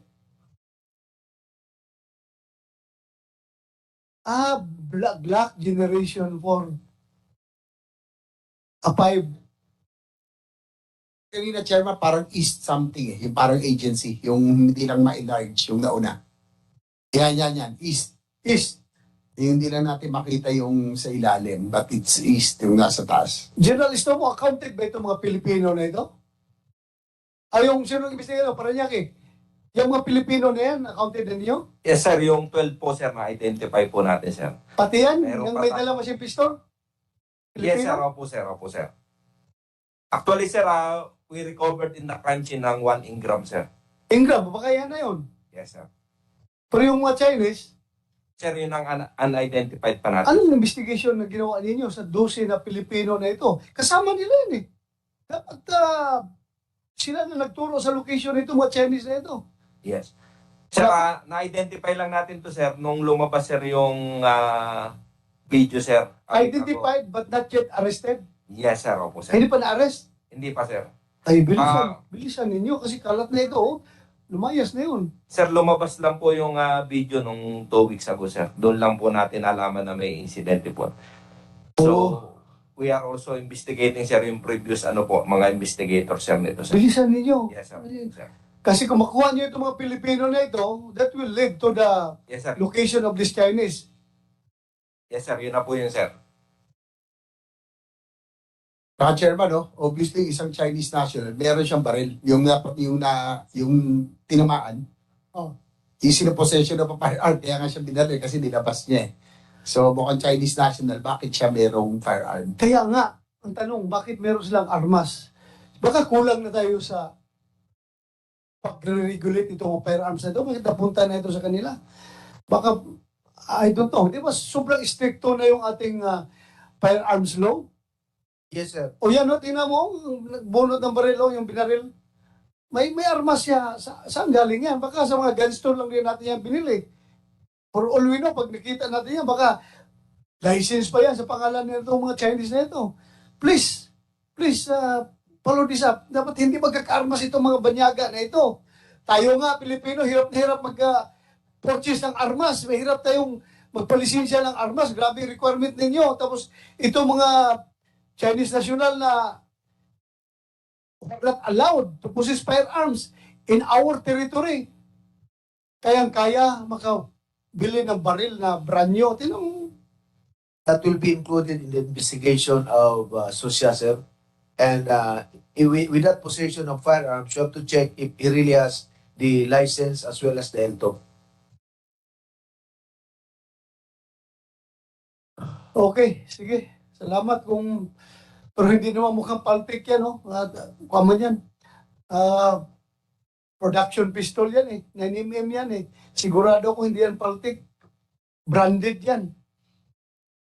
Mr. Chairman, if I may, Yes. siguro ano na nasa PNP, dapat maging stricto tayo. Dapat in person talaga lahat. Kahit politiko, kahit na anong VIP, dapat ma-identify nyo para makita nyo kung mamaya gumamit sila ng identity ng dead person, no, which was confirmed by the BID that it is happening, that some foreign nationals, in particular to mainland Chinese, are using the identities of dead persons. Mamaya, nakakuha sila ng government IDs, passport, mamaya nag-apply sila, pero just make sure na merong talaga actual. O kahit na sinong VIP, senador pa yan, o sino man, congressman, mayor, kailangan magpunta sa inyo before you issue license to possess or carry firearms. Yes, sir. Thank you, Senator JB. Meron ka pa sabihin? Yes, sir. With due respect, sir, I would like to assure the Honorable Hindi, huwag ka na mag-assure dyan.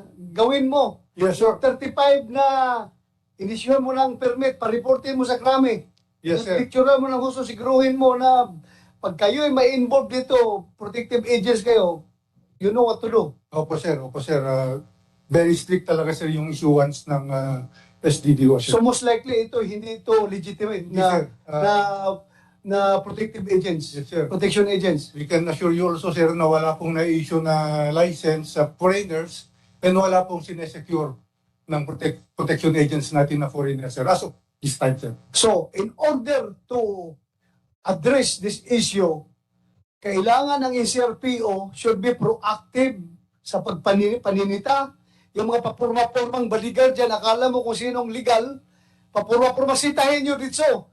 Huwag yung pabayaan na makapaggawa ng krimen yung mga gago na yan. Di ba? Makita nyo, dami dyan papurma-purmang baligal, akala mo legit. Yun pala, mga illegal pala ito. May mga dalang baril. Tapos kung makaasta, akala mo authorized. NCRPO. Okay? Copy, sir.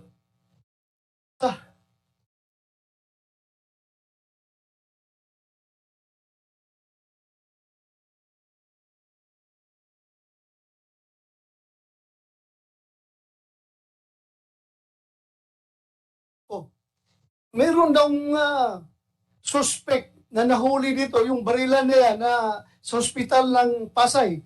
Tapos pinakawalan. Anong nangyari? Nagpapagamot sa tama ng baril dyan sa insidente na yan. Is this true? General Kraft. Colonel Kraft.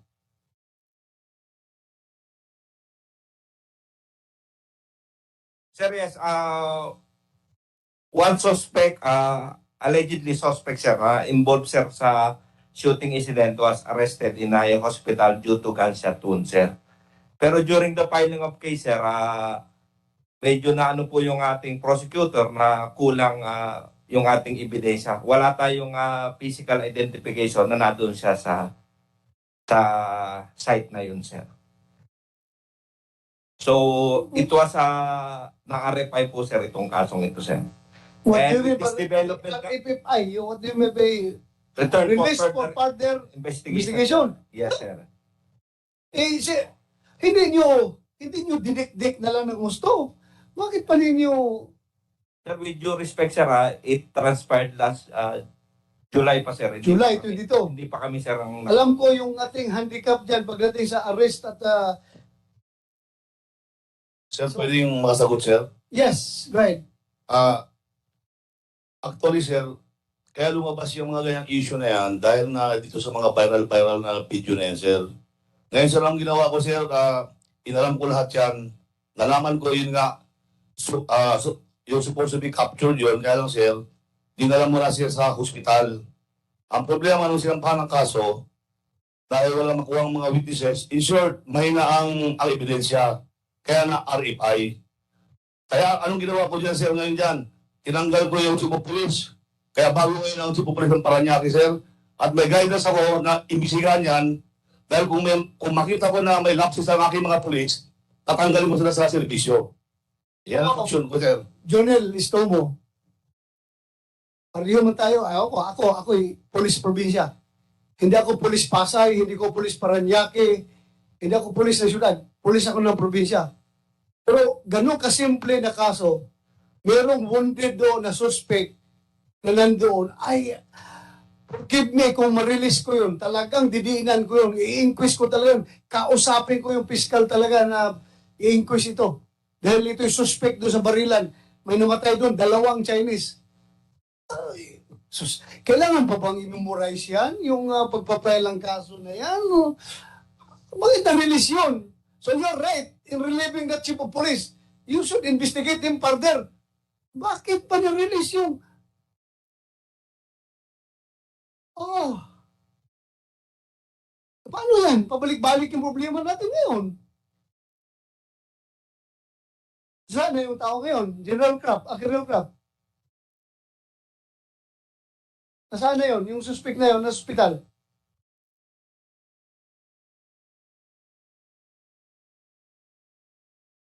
Sir, wala po yung tao, sir, kasi noon na-release pa yun, sir, noong July pa, sir. So, with this new development nga po, sir, itong sa CCTV, sir, na na-identify, nakakuha tayo ng 2 witness, na-identified natin, sir, yung 12 Filipinos na involved dito, sir. So, legal na tayo, sir, ngayon. Nagpapile kami ng motion, sir, for reinvestigation, sir. Or PI, sir, for PI. So, pag nalabasan po yun... Meron tayo ganito, ganito. Ayaw ko kung buhay pa ba yung standard operating procedure natin sa PNP at saka sa hospitals ng ating kinasakupan na kapag merong gunshot wound na admit sa hospital ninyo, automatic ang security guard ng hospital na tatawag sa police station. Sir, may gunshot wound dito, sir. Paki-imbestiga dito. Baka involved ito sa krimen. Automatic yan. In that case, you mean to say, hindi tumawag sa Pasay Police yung hospital na dinalhan ng tao na yon, ng suspect? Sir, kaya nga po, sir, na-aresto po ito, sir, na puntahan, sir, dahil nag-report po yung hospital, sir.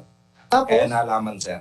So, with that, sir, pinail po yung kaso sa fiscal, sir. In-inquest ninyo? In-inquest, sir. Tapos, ano sabi ng fiscal? Inarepay, sir, ng fiscal dahil nga po kulang, sir, yung...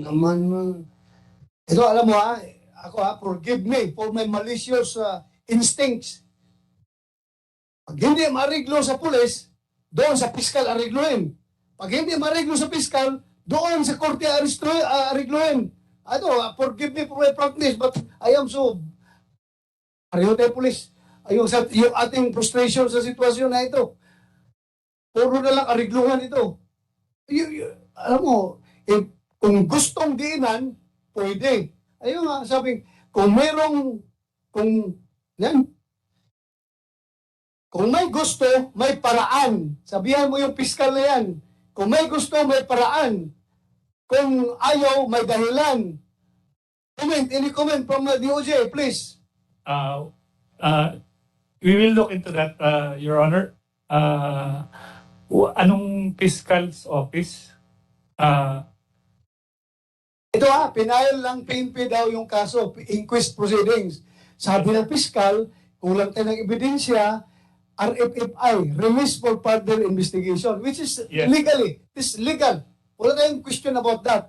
Pero ang akin lang ko sana, pakiusap sa DOJ, yun nga, meron tayong maxim na kung gusto, may paraan. Kung ayaw, may dahilan. So sana, doon tayo sa gusto na may paraan. Huwag tayo doon sa ayaw na may dahilan. Yun lang aking pakiusap sa ating mga prosecutor. Hindi ako nagmamagaling dito, hindi ako abogado, pero I have observed and I have experienced a lot of cases like that during my police days. I have been a policeman for 36 years.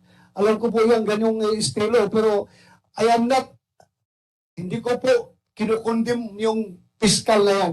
Hindi ko kinikondim, pasensya na po. Pero nakiusap lang kami sa inyo.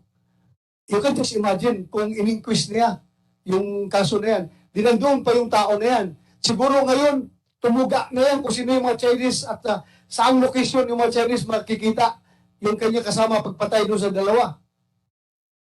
Pero lang sana kasimple. Diba, attorney, do you share the same frustration that I feel right now? I do, sir. Thank you.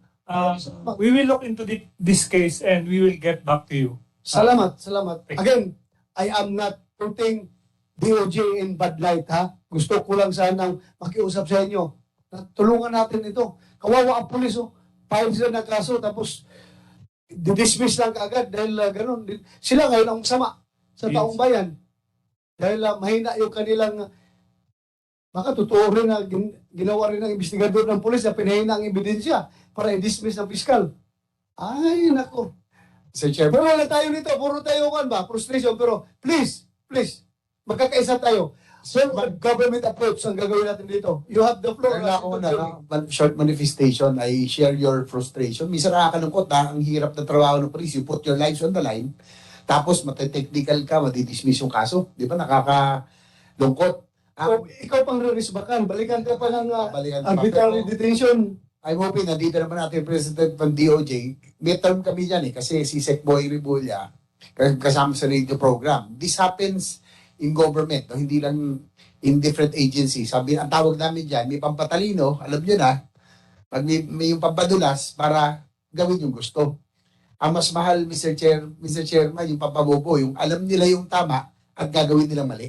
Mas mahal yun, yung pampabobo. Yun yung termino namin. At nakakalungkot. And it happens not only it happens in different agencies of government. Kaya nga, Mr. Chairman, if I may, bago tayo magwakas, gusto ko lang balikan siguro yung BID. Worried kasi ako dun sa visa upon arrival. This is really dangerous, Mr. Chairman, not only for our peace and order situation, but in the future, who knows, for our national security as well. Kasi alam niyo, Mr. Chairman, minsan madalas ako magbisikleta rito sa mga area ng Pogo, sa mga umuwa. Minsan nakikita ko, alam mo na itsura ng Pogo eh, mukhang ano lang, manunugal, pero may mga iba, Mr. Chairman, mga Chinese, ang gaganda ng tindig. Alam mo kung tsato at iba yung tayo. Di ba? Makikita mo naman ang diferensya.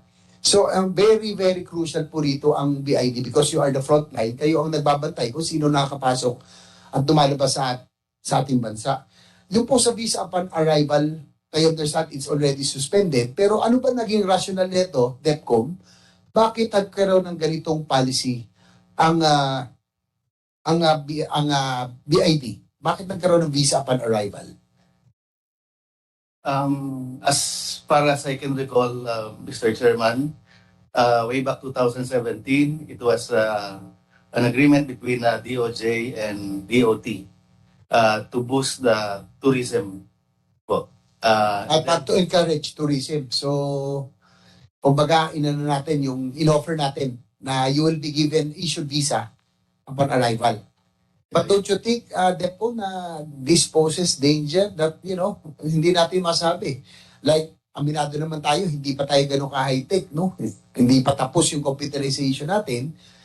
In fact, yun yung isa sa mga gustong i-prioritize si Sec Boy Rebulya, na talagang lahat may data, meron tayong identification, lalo na po yung, tawag doon, hindi rin fingerprint, yung biometrics, sa eyes, sa lahat. So, ang tanong ko lang po doon, how can I think this ang magiging crucial dito in our effort really to protect us from these syndicates from coming over, yung talagang data, no? Na talagang ma-share natin sa PNP. Kasi, Mr. Chairman, pag may data po yan, alam nilang nandito, alam ang identity nila, hindi ko, magdadalawang isip gawa ng kalokohan yan eh. Pero kung ganito kaluwag, na nakakalungkot, even using identities of dead persons and what have you, maluwag kasi sa atin dito. Yung binanggit kanina ni Senator Aimee, yung pong big boss na nangyari po rito, totoo po yun. That was late 90s, 2000, na large criminal syndicate na South African, they operated because, Mr. Chairman, ang kanilang rationale sa Pilipinas daw, hindi lang authorities, hindi lang police, hindi lang mga huwes, pati politiko, lahat daw nabibili. So yun ang doon. Di ba kung mapapanood nyo po yun? I hope this doesn't happen anymore, mabago natin lahat. So sa BID, merong reports that overstaying aliens, no? Siguro mga recipient ng mga visa upon arrival, illegal aliens, ang daw dito, nakarad, anywhere from 200,000 to 2 million para lang maka-extend or they can stay here. Meron ba kayong ganung reports na nangyari na na nasagap. Yes, Mr. Chair, meron pong reports na gano'n, and then during the time of our Commissioner Jaime Morente, nag-issue po siya ng order to leave on all those visa upon arrival grantees or recipients for violating the condition of stay. Things like 2,000 something, close to 3,000, Mr. Chair. Kailan po nangyari ito? Kasi Mr. Chairman, medyo ano rin, no? Kung ang Bureau of Customs, nagpapalusot sila ng mga agri-products, container bans, no? Yung maglalagay siguro from 60,000 to 100,000, ang assessment 400,000 to 1 million, pero ang totoong pinapasok lang nila na entry, 60,000 lang, isang container ban. Dito po sa BID, Mr. Chairman, per person, 200,000 to 2 million. Ang allegedly, ang going rate para lang magstay sa ating bansa. Nakakalungkot. So, what has the Bureau, what is the Bureau doing about this para hindi na po mangyari ito? I know that Secretary Remulla is reform-oriented. So, ano na pong mga measures na ginawa nyo para hindi na matuloy itong, hindi na mangyari yung visa upon arrival at yung mga nakinabang na 200,000 to 2 million na para magstay dito? Thank you, Mr. Chairman. First and foremost, sir, yung visa upon arrival, hindi po siya na-extend. So, any violation of such, may corresponding penalty, which is either order to leave or deportation. Yung nangyari po ito sometime on the third quarter of 2020. It was announced also sa mga press releases po ng Bureau of Immigration, Mr. Chairman. I hope before end, Mr. Chair, that the BIT really has to step up as well as the PNP in preserving our climate that is conducive for business to grow. Kasi sabi ka, Mr. Chair, hindi lang criminal syndicates, no? From what we gather, there are Chinese Cambodians, Vietnamese Cambodians already coming in, doing their criminal activities here. Probably, hindi lang yung nagsimula sa Pogo, ginagamit yung Pogo Avenue, pero they might be already engaging in other criminal acts. And again, in the future, baka mamaya yung 20,000 to 2 million, ang kapalit po ito, Mr. Chairman, is our national security already in the future. No, yan ang babantayan nyo. Kasi nga, meron tayong dispute sa China, huwag yung kakalimutan. And di malayo, na mamaya, sabi ko, Mr. Chairman, ako nakikita ko pag, alam naman natin, pag mukhang Pogo at mukhang PLA o People's Liberation Army, ibang itsura eh. Iba yung tindig. Di ba? Makikita mo naman eh. Pag Pogo, parang happy-go-lucky lang yan, bugoy-bugoy. Di ba? Pero pag iba na yung tindig, marami po dito. Mr. Chair, napapansin ko po, talagang iba yung tindig. So, we really have to be careful. No? Nakakalungkot na, Mr. Chair. Marami sa atin self-inflicted wounds, no? Dahil sa mga ganitong kalakaran, nakakapasok yung mga ganitong kriminal sa ating bansa. Thank you, Mr. Chair. Maraming salamat, Senator JB. Thank you for sharing that information. Meron pa bang hindi nakapagsalita? Ay, pakinggan natin. Wala na, okay na tayo. Meron ka pang dagdag? Yes, sir. Sir, from the PNP point of view, the subject matter for this are the victims of the Pogo-related kidnapping, sir. And if it is possible that those Pogo operators could give either to the DOLE or whatever agency an updated list of their employees, regular, so we could track them if there are employees that are not in good hands. A classic example is the rescued 42 workers in Pampanga. And so if that company is giving us the complete report, then we could monitor if there are problems with their workers or not. Thank you, Mr. Chair. Paano sila magbigay ng report sa iyo na sila nga mismo ang nagkikidnap, naghuhold ng kanilang mga tao against their will? Di ba? Rescue nyo doon. Yes, so, mahirap talaga. But then again, alam na natin, pag-core, that's your job. Yung pag-monitor ng mga workers ng Pogo na yan, i-require nyo sila magsabit ng mga pangalan palagi para masicheck ng PNP kung membro ba nila ito, hindi, or they are holding this people against their will. Alam mo na, we need cooperations from every agency. Yes, Mr. Chair. Actually, Mr. Chair, prior to this meeting, we have already instructed our licensed POGO operators to update us with their list of employees. And we have instructed likewise for us to be updated every month or if there are any changes po earlier. So we could furnish this kinds of information, Mr. Chair, to our partner agencies, including the PNP, Mr. Chair.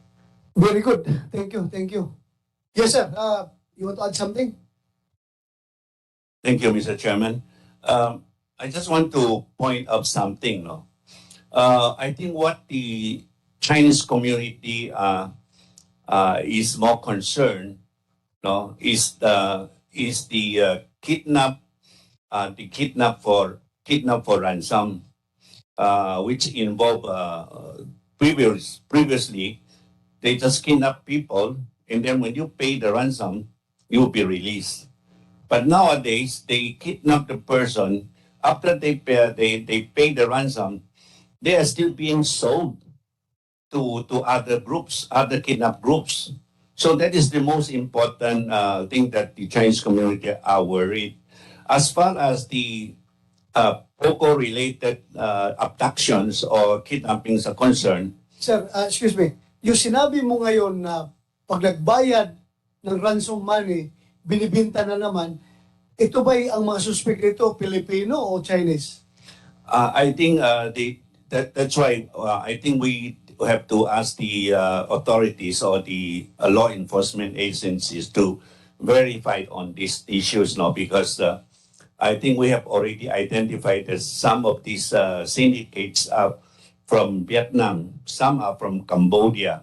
They may look Chinese, no, Chinese looking, but they are not Chinese. They are Vietnamese or Cambodian syndicates who came to the Philippines and to commit these crimes. So that's what we are worrying. Now, as far as the POCO-related abductions or kidnappings, these we can maybe classify this as the human trafficking. They are getting the people and then they sell to other POCO companies. So I think we have to differentiate these two cases. So what the Chinese community are more alarmed are the real kidnap groups, no? Let's say those people coming from Cambodia or from Vietnam. And of course that we need the cooperation of the Bureau of Immigration, because they are the frontliners. They are the one who will know based on the data of arrivals. As we know that for the last 3 years, China has been very strict in allowing their nationals, Chinese nationals, to go out of the country. So I would say that for the last 3 years, there are very few, if not very isolated cases that Chinese are allowed to get out of China and come to the Philippines. Pumpihira po, kung konting-konti yan, Chinese coming from mainland to the Philippines.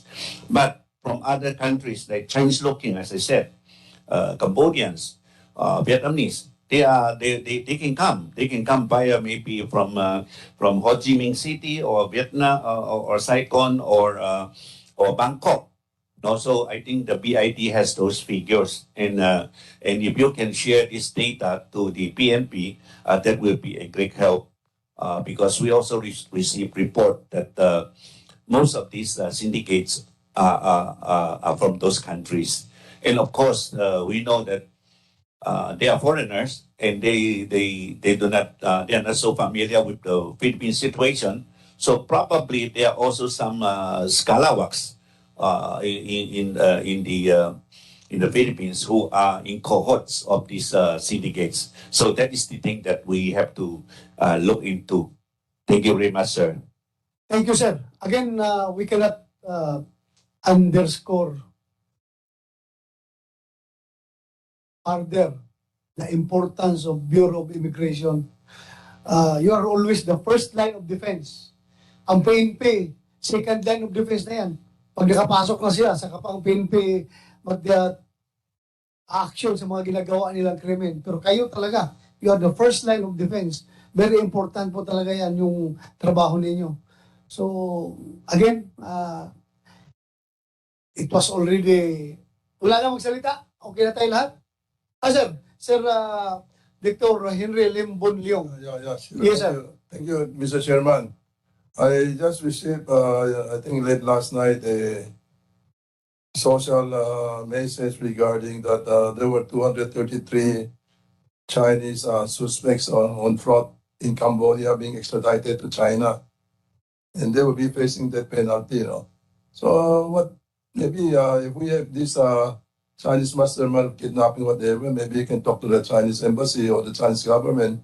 We'll just have them extradited na lang sa China. Diyan sila na bahala dyan.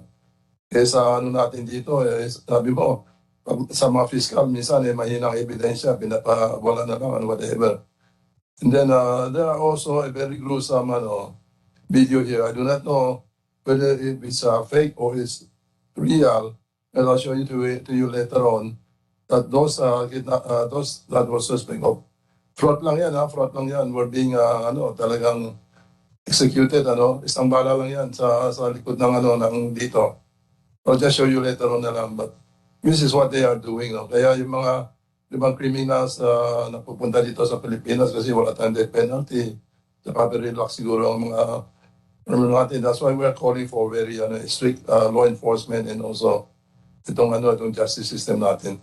Again, thank you. At least I can go back to our Filipino Chinese community and assure them that they are in good hands. The whole PNP is here, that they assure us that most of these incidents are not really kidnap for ransom like before, but it's mostly on pogos, and at least we will allay the fears of our Filipino Chinese brothers. Thank you again. Thank you very much, sir, for that input. Napakagandang comment po yun coming from you. Again, our proceedings were already wrapped up by Senator Ivy Marcos. Ito lang masasabi ko, my part. Again, dito sa PNP, please, continue what you are doing right now. Nakikita ko, ang ganda na ng ginagawa niyo mga police visibility. Kahit saan, may makita kang police. Pagpatuloy lang ninyo yan at alam ko marami nagmumonitor sa atin ngayon. General Chiquito Malayo, can you give the assurance to the Filipino people that everything is under control and wala silang dapat ikatakot? Are you sure? Okay. Mga kababayan, sabi ng PNP, huwag tayo matakot at everything is under control. Huwag tayo magpapatinag, huwag tayo magpapatakot yan sa mga video na yan dahil most of those heinous videos being distributed were not happening here in our Philippine soil. So huwag po kayo matakot, tuloy ang ating ginagawa at we need your cooperation, everyone's cooperation. As I've said again, whole of government approach, BID, PAGCOR, DOLE, DSWD, NBI, at saka yung ating mga Chinese Chamber of Commerce, lahat ng stakeholders dito, magtutulungan tayo para naman ito, para sa atin naman ito. Huwag nating palalain ang situation by spreading unnecessary informations that unconfirmed information that would make our people afraid or be, takot na takot yung mga kababayan natin nagmumonitor sa mga balita. Yun lang po ang hiningi ko sa inyo. Hindi lang whole of government approach, whole of nation approach ito. Gawin natin kasi kasama na yung ating mga civilian sector. So, yun lang po. Again, maraming salamat sa inyong pagdating. Your contributions to this hearing are very, very important, very valuable. Maraming salamat po. At to the PNP, thank you for giving the assurance to the Filipino people that everything is under control. At sana wala na mangyari pang kidnapping, ha? Tuloy-tuloy nyo yung ginagawa ninyo. And that all our government agencies nandito ngayon, salamat for agreeing with me that we need everyone's cooperation. So from here, I think we don't need another hearing. So this hearing is hereby adjourned.